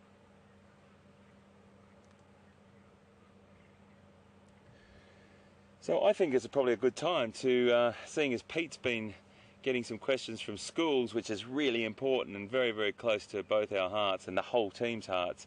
You know, any classes that are watching or any educators that are watching, I want to get their class watching some of this part of the natural world. Please send us some questions on email and I'll answer them for you the best that we possibly can. We're sitting here right now with 2 young male lions, and there's another 2 or 3 down there. I can see 2 down there, but they're hidden in the bush. We will drive past them as we drive out.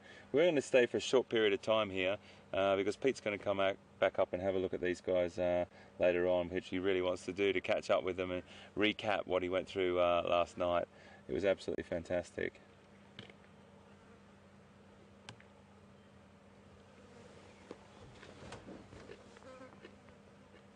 I just got a lovely photograph here too of one of them yawning.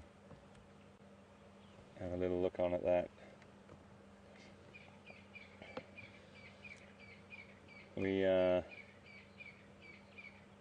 just sitting here. I just had the camera nosed here, so some lovely behaviour going on here too. V, I'm sorry to cut to you there, but these 2 brothers just having a real nice little head rub there, a real social. He's trying to, and individual on the, that was very nicely done.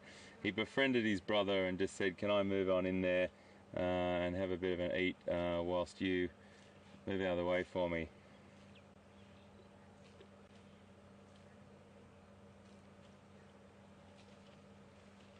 So these boys are definitely a force to be reckoned with. Have a look at the size of that belly. That belly is definitely buffalo full. And as we said, they could be, they're definitely, we think, related.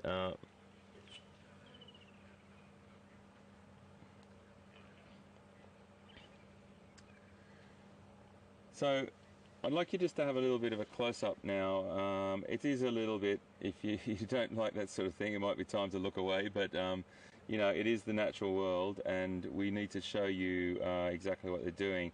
They've pulled, he's chowing into a bit of bone there, and really trying to get the most out of that bone and all the nutrition out of it. But all the green substance is the animal's rumen, which is the partially digested food that was in the animal's several chambered stomach. So, you know, it's not something that they eat, and it does get a bit messy for them. They normally drag the carcass around a little bit as well, and move that out of the way, because they don't prefer to lie in it if they don't have to. We were up here earlier this morning where one of them was pouring away, moving the rumen, that partially digested stomach content, out of the way, because he didn't want to lie in it. But he's just really going for that bone there. Looks like a big shoulder joint there that he's going for, and trying to get another little bit of a meal out of this. It's always a bit tricky, flies and the whole rest of it, but look at the power here. He's probably going to pull it around now. Maybe try and turn it over, I don't know, but he's trying desperately to get some tastier morsels, and the flies are a little bit of an issue. He does flick them away now and again, but they haven't even devoured the hindquarters yet, so there's still a lot to go. He's trying to pull that skin off and expose some of that tissue there to digest. So yeah, there's a lot of work in it. That buffalo skin's tough, and they normally go in at that location and then make the most of it, using his claws there to pull it back and pull that skin back. But it's a really, really tough job, and they've got to work at it.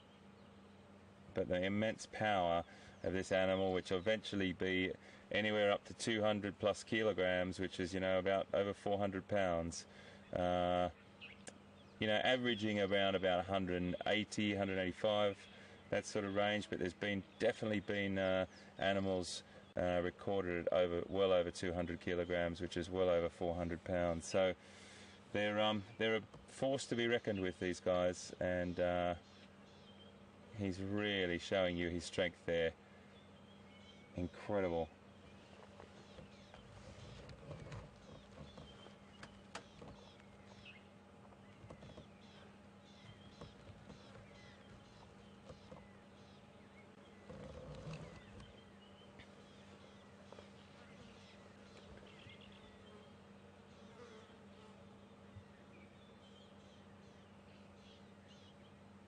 So who knows what's going to happen to these boys? They may stay together, they may split. We just don't know. But they've got a little bit of growing to do, and then who knows if one of the other prides comes this way, which is potentially going to happen at some point. They may find the strength in the numbers to take on some much older adults, because there's 5 of these boys, and one of the members of this particular coalition is a little bit older than that, so he's potentially about another 6 months, 8 months, even more older than these guys. He seems to be the leader of the pack. Pete was referring to him as Blondie last night. He's definitely got a really blonde mane, and much bigger and much more courageous than the other 4. So you just don't know. It's very, very intricate what happens with these bands of big male strength. 5 animals in the whole coalition, and a coalition refers to a bond or a sort of structure of males working together as a team for strength, power and success.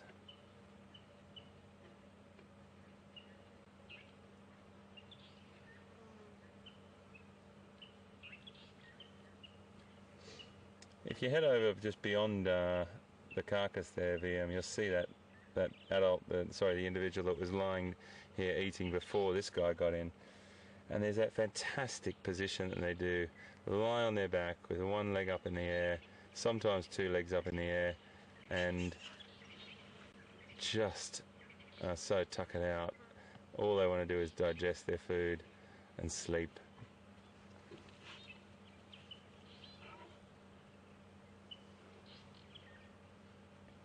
But we've got this boy in the front here who's having a proper go at this.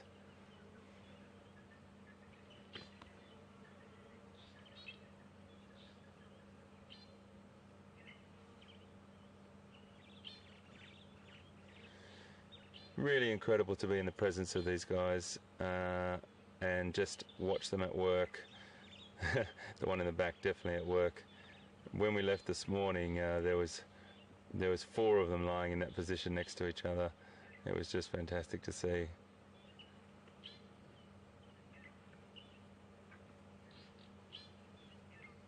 Kudu, they really will have a crack at all those, and it just depends what's available for them.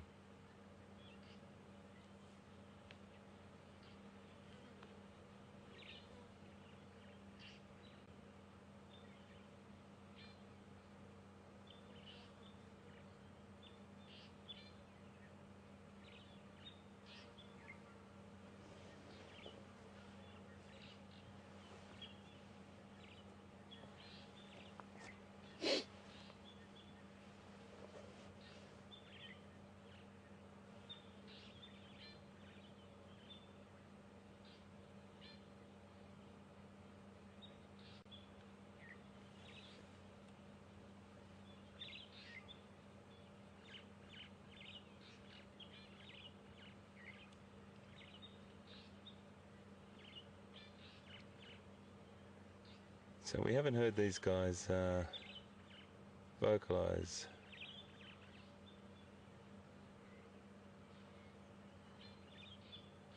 We haven't heard them vocalize much at all, actually. There may have been a small vocalization this morning, but that was about it. And that vocalization is one of the most incredible things you can hear in Africa at night, on a still night. They've recorded it at look at this strength. They've recorded it at up to 8 kilometers away, and it really does. When you see the group roaring, it sort of is a social bonding as well. Absolutely incredible sound in Africa.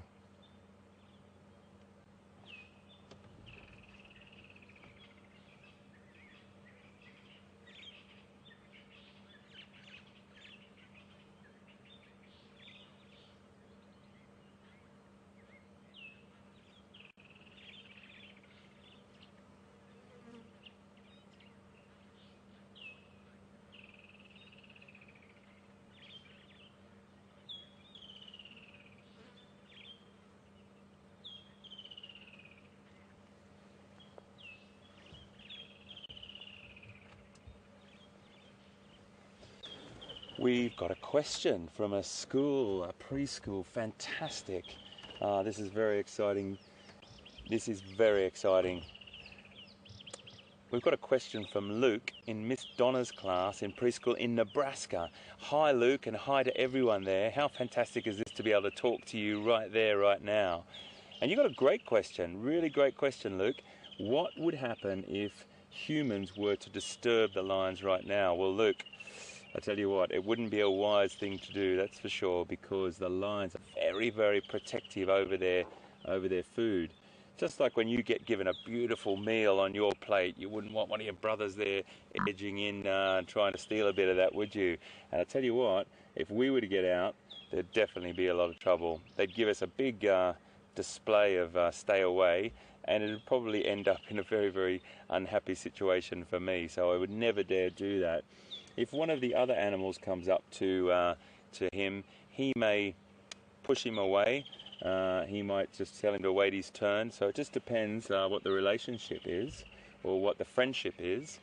But for humans, if humans or an adult human was to walk over there now, very, very bad move, that's for sure. He wouldn't like it at all. So in the future, it's a great one to know for you when you grow up and you potentially come to Africa on safari. You never get out of the vehicle when you're with lions, that's for sure. You make sure you stay a good distance and you respect them and you watch them from a really comfortable place, and then everyone will be happy. Great question, Luke. Thank you so much, Miss Donna's class. Really great to meet you, and stay on board with us. It's really good to have you around.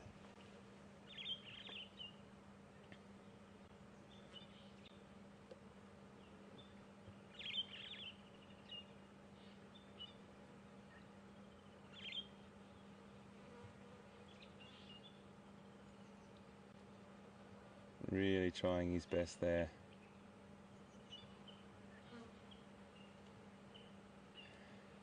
So folks, what we might do is we might move on and let these boys be. He's probably going to sit there and eat a fair bit more now, and we might then go and just see what else we can find, because there's loads and loads of things out here we've got to see. These guys are going to be here for some time, and Pete's going to come back up here later and have a bit of a look as well, so it'd be really great for him to catch up with them. He'll tell you more about that theory of his as well. Really important. I really hear what he's saying there. And thanks guys, very nice to see you. And I'll show you two of the other brothers that are doing a very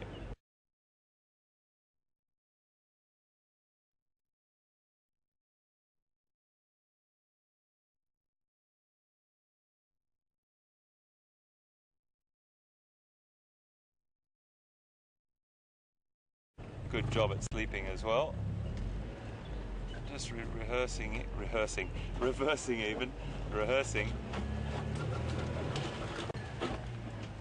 A little bit tricky to get out of here. I've got some very, very spiky, thorny actors and hook you, and it takes a little while to get out. So that was really nice to see. We'll leave them be. The Birmingham boys, that's what they're called. Some other people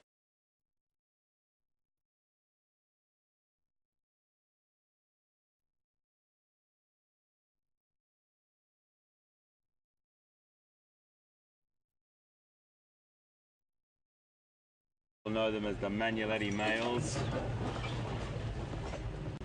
Sounds like a football team. Well, I tell you what, they got the punch of a rugby team, that's for sure. In here, no? There's one gone, so one's moved on somewhere. There's one just through there. There's another one down the back there. And there was one just here, so he's moved on somewhere. You can just see them through there. If you were to walk through here on the road, you would probably walk straight past him, but I don't know if he'd let you do that somehow. Beautiful. Just resting. And we might just drive on and see what else we can find, because you never know what's around the next corner.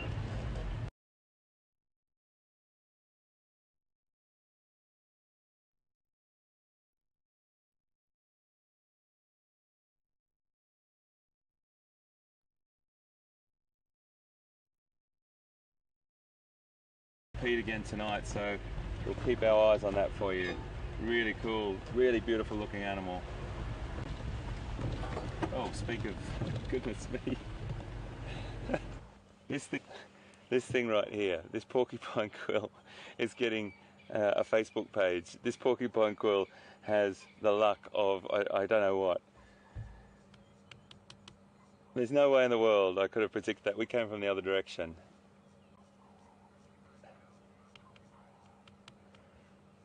I can't believe that.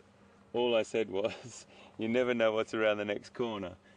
And the blonde male, oh yeah, Pete's got to show you that. I hope Pete comes up and sees that guy.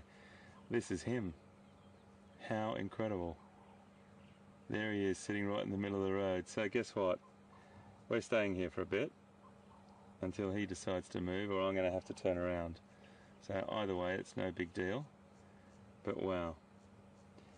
Isn't that incredible? Isn't that incredible? I just tell you, this is what is so magical about Safari Live. It's all about things like this.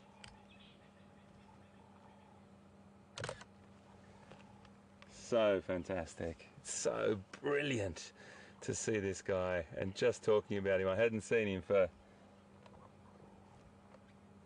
about 12 hours basically since last night. And he was lying off in the bush somewhere. And you know what? I think he might just have his eyes out for something. He seems to be the instigator of hunts, and he's just sitting on this road here, keeping his eyes open and his ears open. I mean, he doesn't look like he's that alert at the moment, but he would only have to hear a sound like Pete did last night, and Pete picked up on that so beautifully. He didn't know. I remember hearing, you know, Pete going, I don't know what it is. I don't know whether it's hyena or something. And then Pete put all the pieces together. It was quite fantastic to watch. Pete's commentary last night was the thing that got me. His passion and his enthusiasm, and it was just magic. It really, really was to listen to. I thought he did an absolutely amazing job last night. But look at this. I think he needs a bit more of a manly name than Blondie. But anyway, we'll come up with something.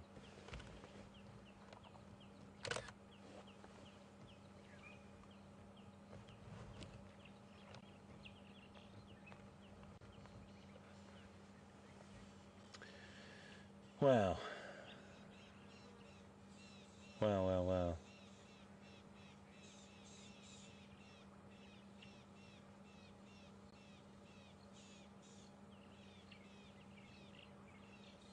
The largest carnivore on the African mainland, on the African continent in front of us.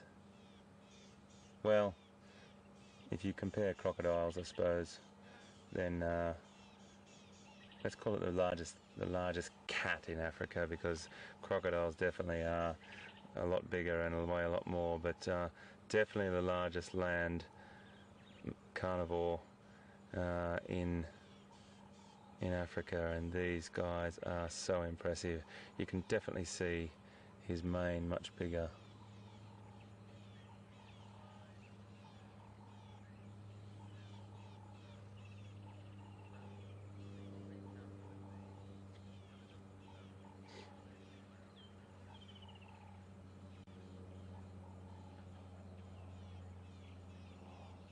I can't believe this, guys. I really can't. This is just what I love about Africa, and particularly about Djuma and Arathusa here in Sabi Sands. It's he looks like he's bedding down. We could be here for some time. I think we might have to turn around and go the other direction and let him be. But just when I say to camera, okay, well, we're going to leave these guys and then we'll carry on and see what else we can find, because you never know what's around the next corner. And I really hope Pete sees that really blonde male tonight to show you, because he's a really impressive animal. And what happens? Around the next corner is the blonde male with the big mane, well, the growing mane, bigger than the others, and here he is right in front of us. It's a bit tricky for me to get through this vegetation around him. I don't really want to disturb him too much. Let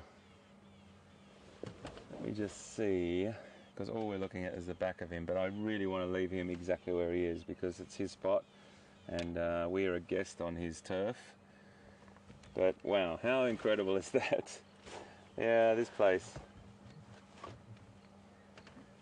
Okay, what do we do? Do we go round, or do we go around the block?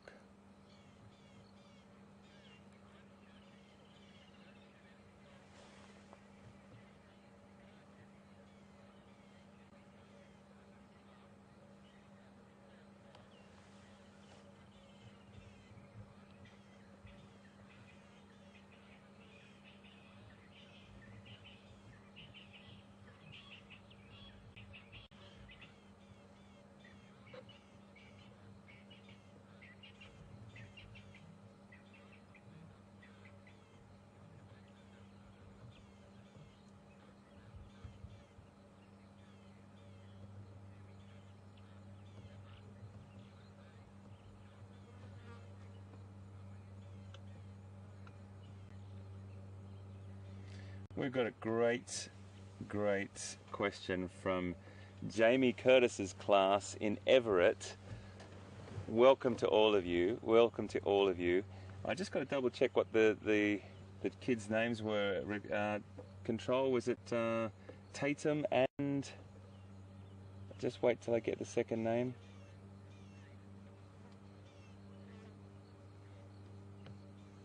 Okay. We've got Jordan and Tatum have asked a question. How fantastic, guys. Thank you very, very much for your question. And that's really, really wonderful. Look at those teeth, and that's what you're asking about. How many teeth does a lion have? Well, they've got 30 teeth and there's 4 canines, but have a look at the canines. The canines are these ones of us, guys. Here. Okay, we've got canines as well, but he's got 4 massive ones, which is his weapons, his tools, exactly what he uses to hold on to his prey or his food. And he also uses his claws. He's got amazing claws to hold on as well. But oh, he stood up now. Look at this. Big stretch. Big stretch. And he's going to come and walk past us. Okay. So we might just have to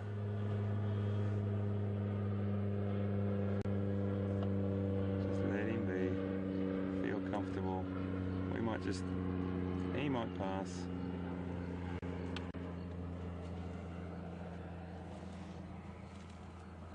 Beautiful boy. Just letting him pass there, giving him space. How fantastic is he? He's gone right round our vehicle, completely relaxed. Completely relaxed. That's great. Now if I sat here like this, over the side, it's a very, very prominent figure for him. So you can just lean back and settle down and make sure that you're not overpowering him, because that was a really big thing for him to do there.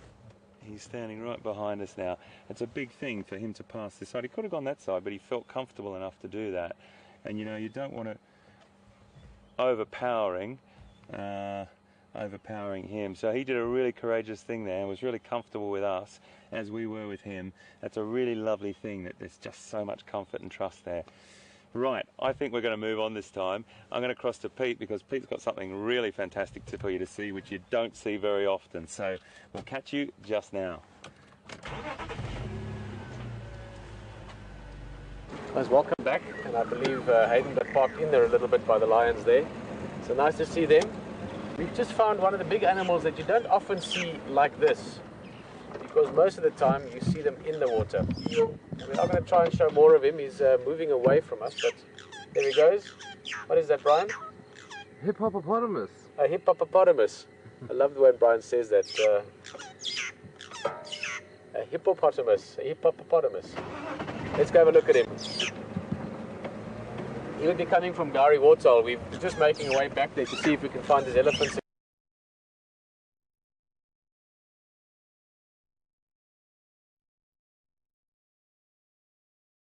Again, I'm hoping that they might be going for a drink. I don't see them at the moment. They might have gone into the stick stuff.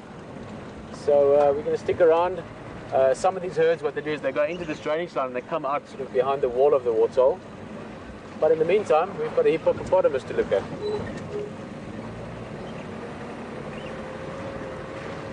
Now, hippos can be a little bit tricky out the water. They can be very tricky in the water as well, make no mistake. They're one of those animals that are strangely very unpredictable. Even with other wildlife, how hippos interact with lions, and I mean, there's been stories, I mean, photographs showed with hippos helping animals to get away from predators. There's been stories where they've not helped them get away from predators. So, strange animals, but brilliant to see them out of the water, massive animals, and we should get a good view up front here. Let's just get a place to stop and we'll watch this hippo come out into the open.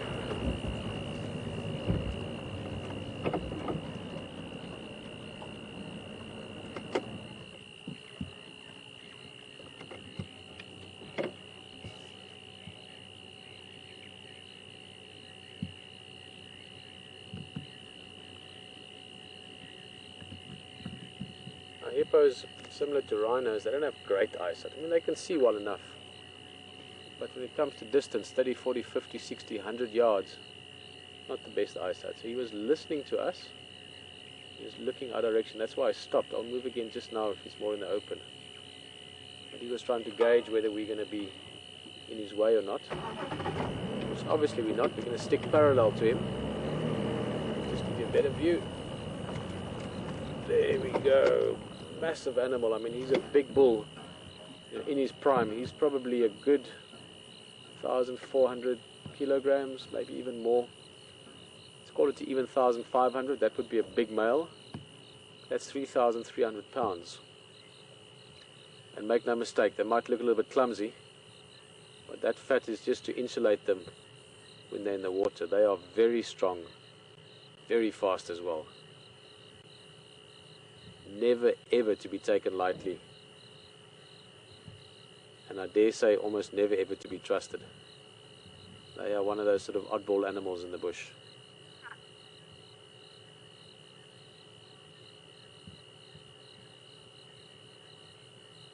But fantastic to see him out the water though. I don't think we're going to see much more of him. Let's just go forward one more time. He is now going into that very thick stuff.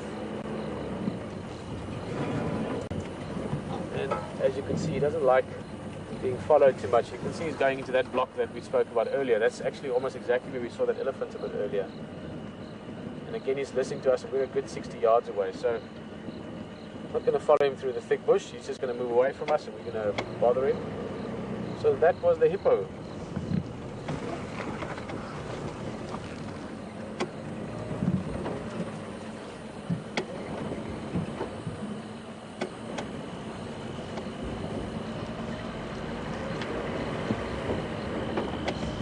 Around to the waterhole again. See if there's anything around. Sunset is coming along, not quite as brilliant as I thought it might be in terms of the colours. I think probably we've got heavy cloud layer over the escarpment. The area we've been in this afternoon, we can't see all the way to the mountains. And if you've got heavy cloud layers over the mountains, you don't get the sunlight breaking through, because essentially what makes those beautiful sunsets is the sunlight reflecting off the bottom of the clouds, and we can see that light. So if the horizon is blocked by heavy cloud, you don't get any reflection off the clouds above us. What are you seeing, Brian? There's something on the lens. That we can sort out for you. Brian is just saying there's something on the lens. Oh yes, I see. Sorry guys, just going to clean that for you. No, thank you. There we go, that's better.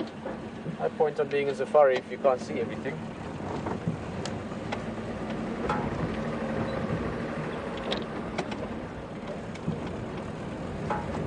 Tricky elephants this afternoon.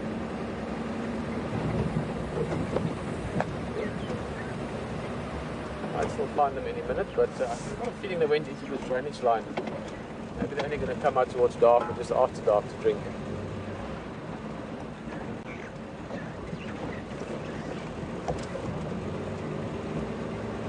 Although we might go into that drainage line ourselves just now, if it's time allowed for it. We've got half an hour left of drive.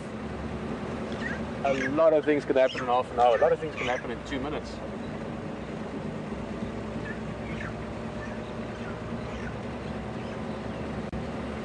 And as I said seconds ago, a lot can happen in a few minutes. So we've got half an hour of drive left. We were just talking about those elephants that have disappeared a little bit. We might see them any minute. We're coming up to the waterhole now. I've got a feeling they're in the drainage line. Maybe they're a little bit shy. They want to wait until dark before they come and drink. Who knows what the story is. But we certainly learned that last night. It only takes a few seconds for things to change altogether with what you thought you're going to see and then what you actually see. That of course is one of the great joys of life in general. The surprises you have along the way, but certainly the surprises you have out on safari in the bush.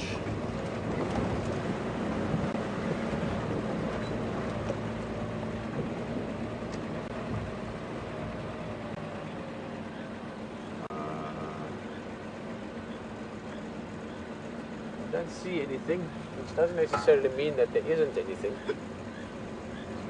Some things are not that easy to see.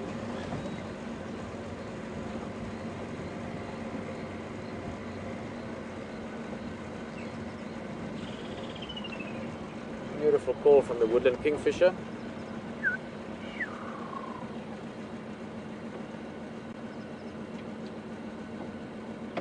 Always a lovely view.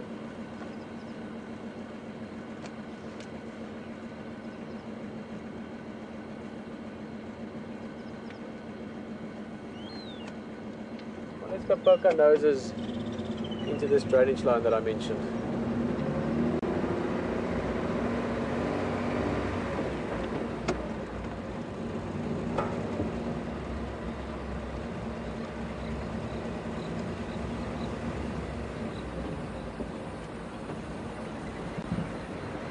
Also a beautiful drive. We've got a little bit of daylight left, enough to let you enjoy the sort of the habitat aspect of where we're going now. So basically this waterhole that we have behind us, we just drove across the wall, so where it's blocked off to gather water in the rain season. Below it is the drainage line, as we call it, or the riverbed, that the water would flow down once the dam is full and the water runs, sort of past the overflow. But this is also a great area for finding leopard because it's that perfect leopard habitat. Nice and thick bush, great to hide in, lots of big trees to climb in. Unlike this area that we're driving, which is really open, and it's good for zebra, like that one and like that one.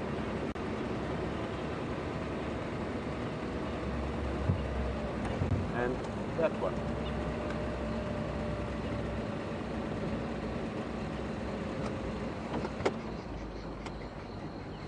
This is a pregnant female, the zebra that's crossing.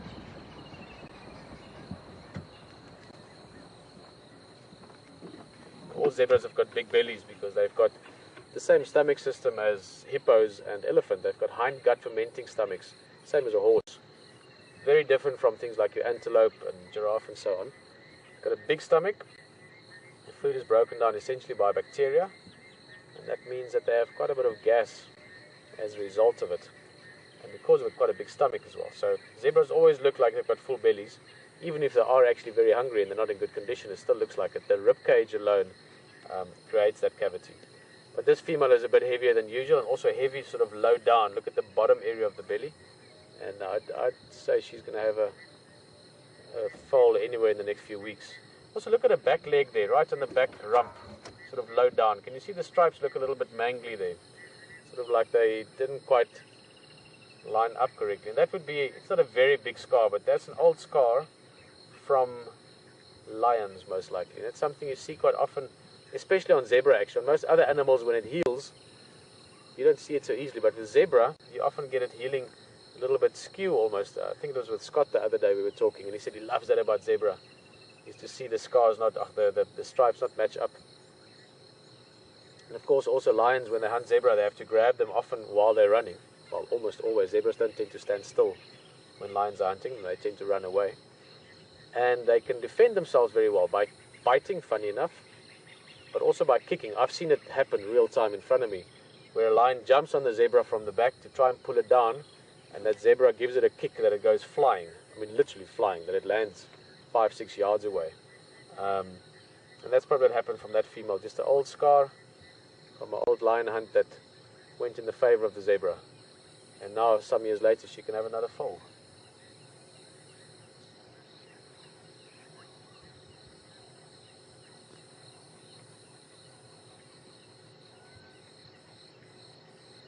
Whoa, what's that? Oh no, it's a... What was that? A little something. Bushbuck. So I just saw a little something moving. The zebras were looking into the bush, not alarmed, but they were looking at something. And I think I could just see the shape of it. I thought maybe a hyena, but it was too low down. So bushbuck probably, which is a very shy antelope, related to kudu and related to nyala. But as the name suggests, they like the thick bush. They can be very shy.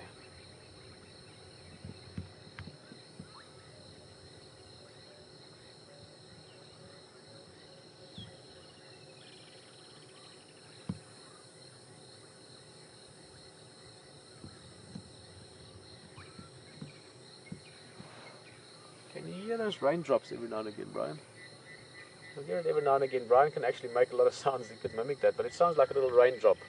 Boing. And that's a beautiful little frog called a bubbling cassina. Just love the name as well, bubbling cassina. And for the next few days we're going to hear a lot of frog noises after this big rain we had last night. all the small life, the insects and the amphibians and all that starts really kicking into action again.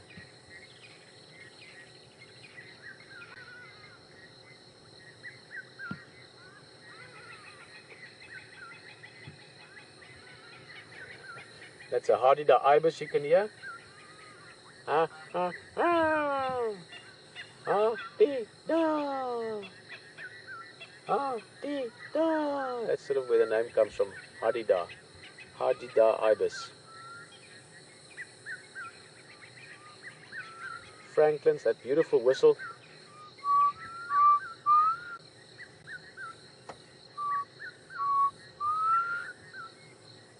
The bird books describe it as the bird saying, "I'm so sad. I'm so sad." It's a black cuckoo. You can hear it again.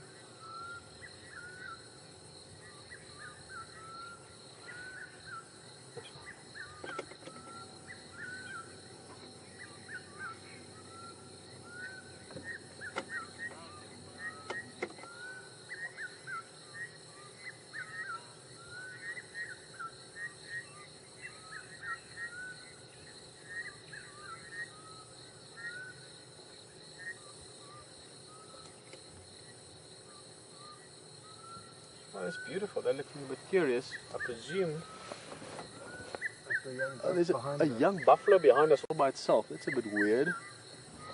Let me just show you quickly. That's what they're looking at. What's that about? Now, there's only 2 lions back at the at the buffalo kill. I wonder if this young buffalo maybe got separated in the chaos of the last few nights' hunts. It's too young to be by itself, but there's no other buffalo around. That's very interesting. And this is something you're not going to see much of it, but I want to show you because you never see them. Up in that dead tree, that's the black cuckoo that we can hear. And you should hear it beautifully now looking at it.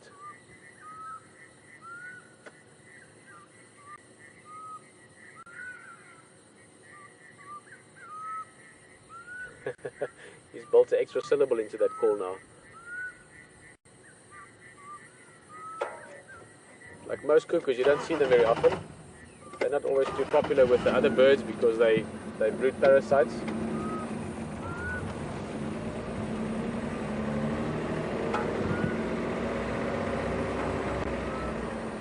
Where's the buffalo gone now? Just went walking in here.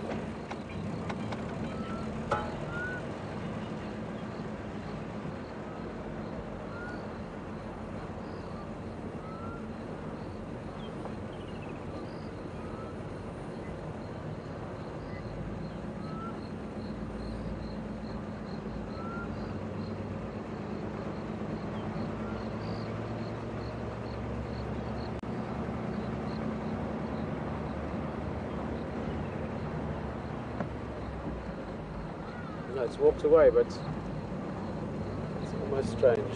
Shame. I hope it finds the herd again.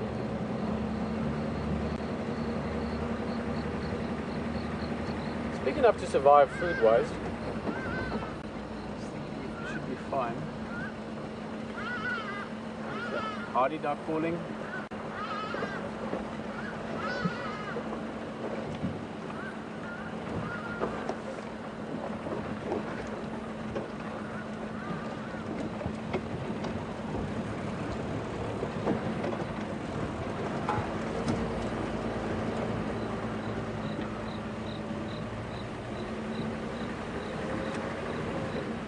Well, we've left the zebra. There was a curious thing, and it was just a few seconds, so it was gone quickly. But there was a young buffalo calf all by itself, presumably, in fact, almost certainly, in the last 3 nights of these lions hunting, it got separated in the herd, and it was just walking past them, but sort of disappeared into the bush again.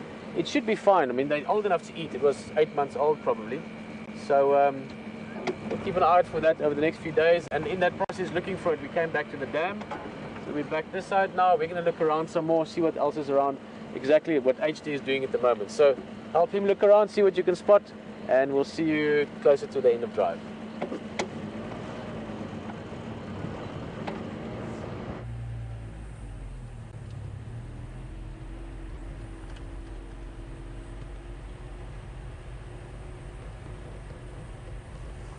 Hi guys, we're back, just cruising along this beautiful open area here. And don't forget, tonight at 9 p.m. Eastern on Nat Geo Wild is a fantastic premiere called Tiger's Revenge. You really got to try and catch that. It's an amazing, amazing documentary. Really try and catch it if you can. 9 p.m. Eastern tonight on Nat Geo Wild. This area here is teeming with wildlife. At the moment there's these little impala lambs going a little bit crazy, running around, exercising. Let's have a look. I'll show you just now here. Look at these little guys just here. I've got an aircraft just flying overhead, folks, but we've got a couple of little youngsters here that are just doing the rounds, doing a circuit around here, getting their exercise. They're going at speed. They stop for a second, have a little break, and now that's very interesting. Everyone's just looked that way. There's an alarm call going off. Another alarm call. Mothers calling their lambs.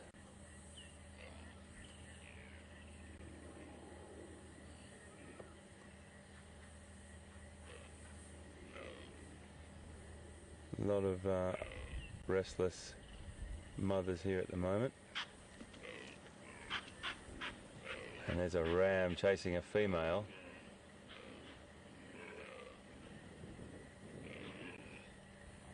Impalas have to be one of the... Look at that, that's fantastic. Impalas have to be one of the most vocal antelope in Africa. They really do make that roaring sound when they're... The snorting sound is definitely sort of an alarm and an intense sort of vocalization that alerts other animals, but in a herd. But they also do it whilst they're rutting. They're not quite in it yet, that's for sure. But there's a couple of rams sort of hanging around, showing their style at the moment. And that was a ram chasing a female. But he will stick with this herd and then try and protect as many females, or dominate over as many females as he possibly can. And the impala rams have these fights, these battles that they're incredible, which to the point that they get so focused they end up sometimes dropping their guard, and predators really take advantage of that.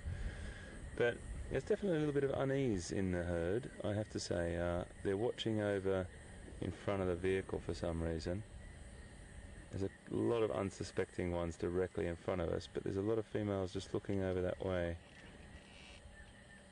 This area right here, the reason why I came up here was because it's just an incredibly rich area for grass, and many of the antelope and even the zebra come up here to graze, and it's the safety of this open area that they can see things approaching from afar.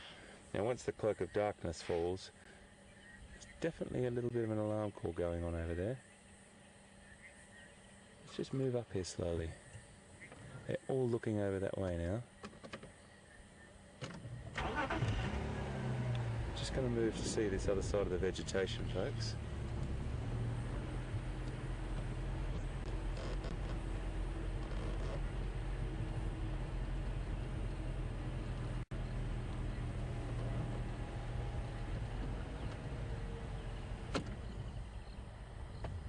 I'm just going to have a look through my binoculars and see if we can see anything, but there's definitely a little bit of unease there. They're all gone back to grazing now. There's a couple of them still looking over that way for some reason, and these are the signs and signals that we get to put the piece together, put the little puzzle together to see if there is any predators around. Because these animals normally see the predators before we do.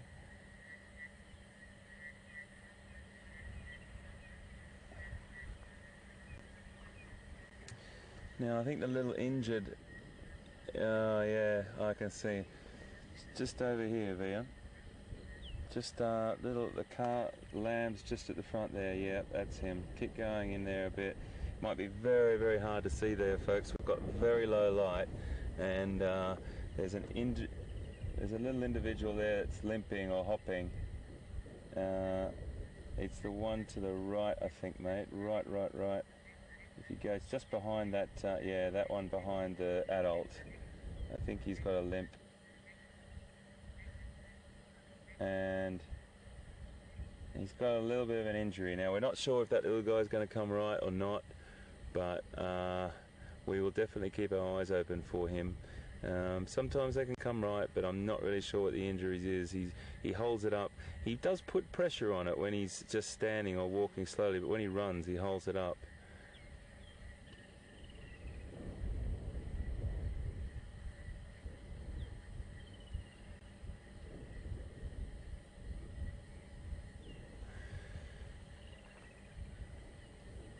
So it is a little bit dark in that shot, folks, because the light has dropped considerably. We've bumped the camera up as hard as we possibly can, but I don't want to put the light on, particularly the prey species.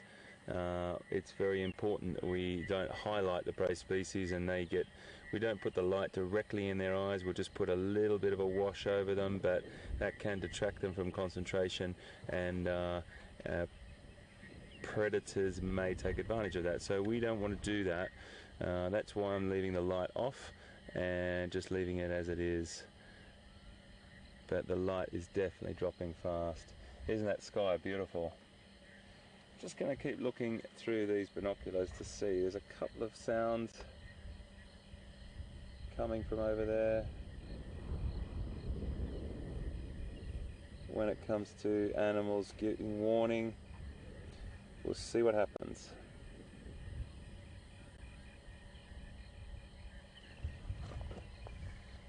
I just want to drive up a little bit closer. I'll just knock that light on, please, Liam. That interior light, please, mate.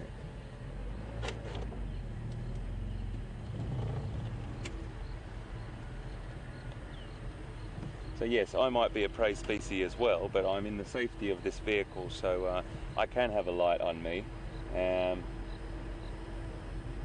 hopefully I'll survive. There's a wildebeest coming through here.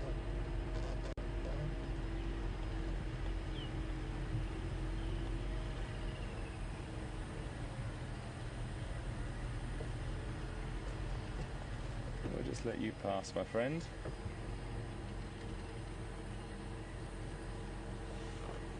I'm just going to shine our light just over yonder here.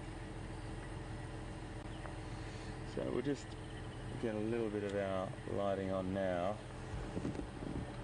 These aren't spotlights, these lights are just really beautiful wash lights, and they just give a really soft sort of wash over there. As you can see, it's very, very gentle. This is the spotlight we use. And we use it very, very cautiously, in the sense that we really respect. It's a very different pointed sort of circle that we watch there, and it just gives us a little bit more information. Because as diurnal primates, which we don't have a fantastic sense of sight at night.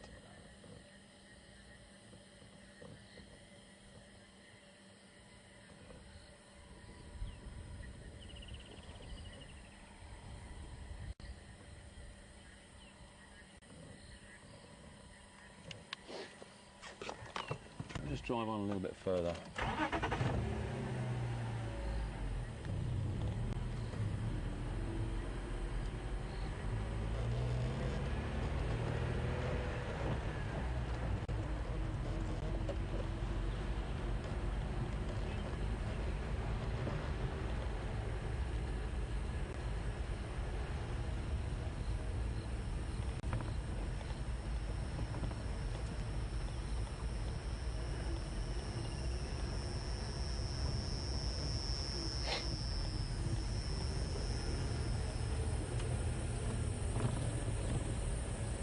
So I just decided to drive on a little bit further. I mean, it was just a couple of snorts. Normally, if it is a predator, they'll latch onto that pretty quickly, but not always. You might get a predator that's using this dropping of light to do his or her best to stay very, very low. And leopard are the absolute kings and queens of that stalking, that stealth. That's what they're known for. I like to just go around the perimeter of this area, just have a little look. Isn't that sky fantastic? Just have a look up there, guys. That's just really fantastic. Beautiful.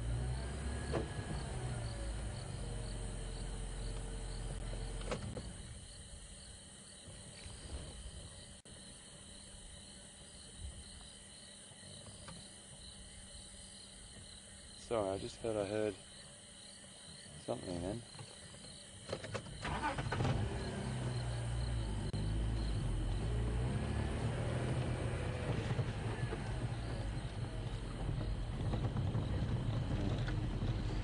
So all we've done is just put some lights on now. They're washed lights out the front, out the sides. They're very, very gentle.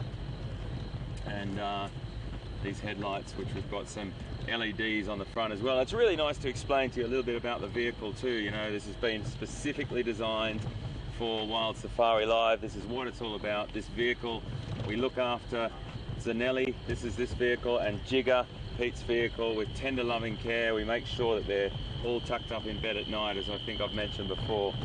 But they've got all the equipment on here we need to show you these beautiful pictures live from the Djuma and Arathusa game reserves in Sabi Sands, South Africa. And I think that's what I love so much. I think we've only got about 6 minutes to go, and I just enjoy this so much, as does Pete and I, and Scott, another guide that helps us in the mornings, is giving a bit of a break to Pete and I. Really wonderful guy as well.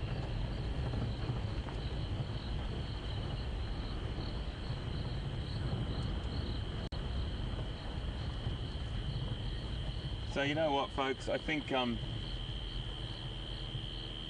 we can talk about the vehicle another time because there's loads to talk about, but for me, I'd like to probably just say to you farewell and cross to Pete, because I want to give him some time with those lions particularly.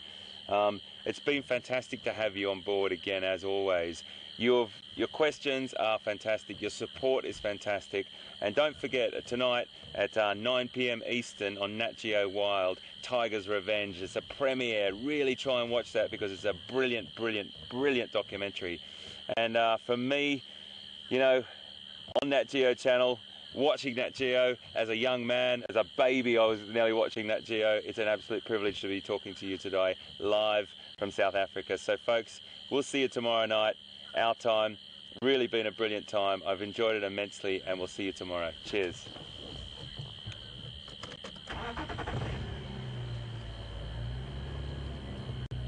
Well, welcome back, and we were planning to say goodbye with the lions. I'm going to find them again now, I think, because as we got there, they started moving off. There we go. There in front, you can see one. It's going through some sort of low-lying brush here.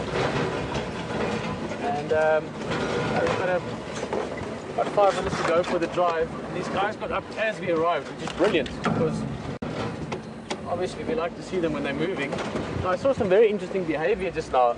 Here we're coming up to them. Awesome. We're going to see at least 2 of them, 3 of them. Brilliant. There they are.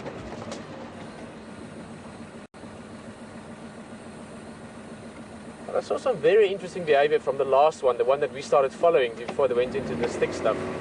Is he was scent marking. He was rubbing. There he's doing it again. You see there? Look at that. Look at that. The tail up. I know it's tricky to see because of the terrain, but he was scent marking with these. They've got these glands in their whiskers, sort of facial glands, and then they've got, obviously they scent mark with the urine they spray.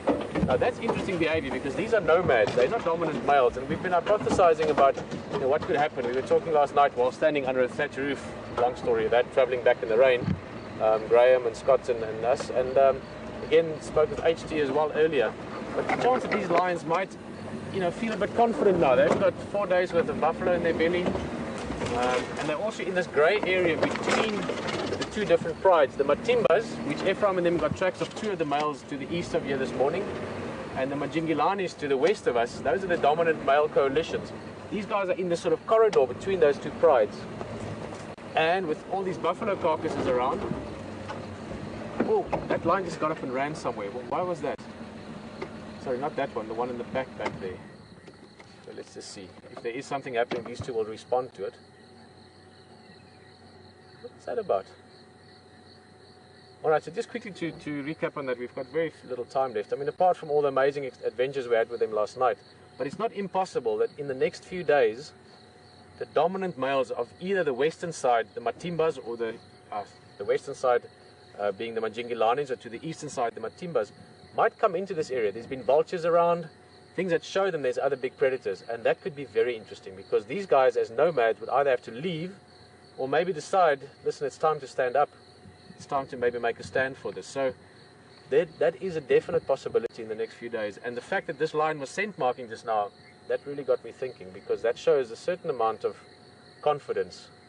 And I certainly saw a lot of confidence last night in these lions. So I'm very curious about what's going to be happening over the next few days if these cats stick around, and more importantly, if the other cats pull into the area and suddenly we have, you know, what shall we call it, you know, sort of activity in Lionland, because yeah, that's a very, very real possibility, and that would be amazing to see and to experience. But for now, that's the end of the Safari Live Drive this afternoon. It's been brilliant as always, and let's get up here a little bit. And yeah, I just want to say thank you for joining us. From myself, Peter Pretorius, and Brian on the vehicle, also from Hayden Turner and VM, Graham and Will and everyone else back in control. We will still tell you all those names again. I always feel bad not saying everyone's name. We really are a team out here. So thank you guys, and most importantly, thank you for joining us on this awesome experience during Big Cat Week. Big Cat Week. All right, you must have a lovely time. We're going to stick with this line for another little bit of time, as much as we have left with you, just in case something happens. The other one also went off. It's night time in the bush. That's when the big cats prowl.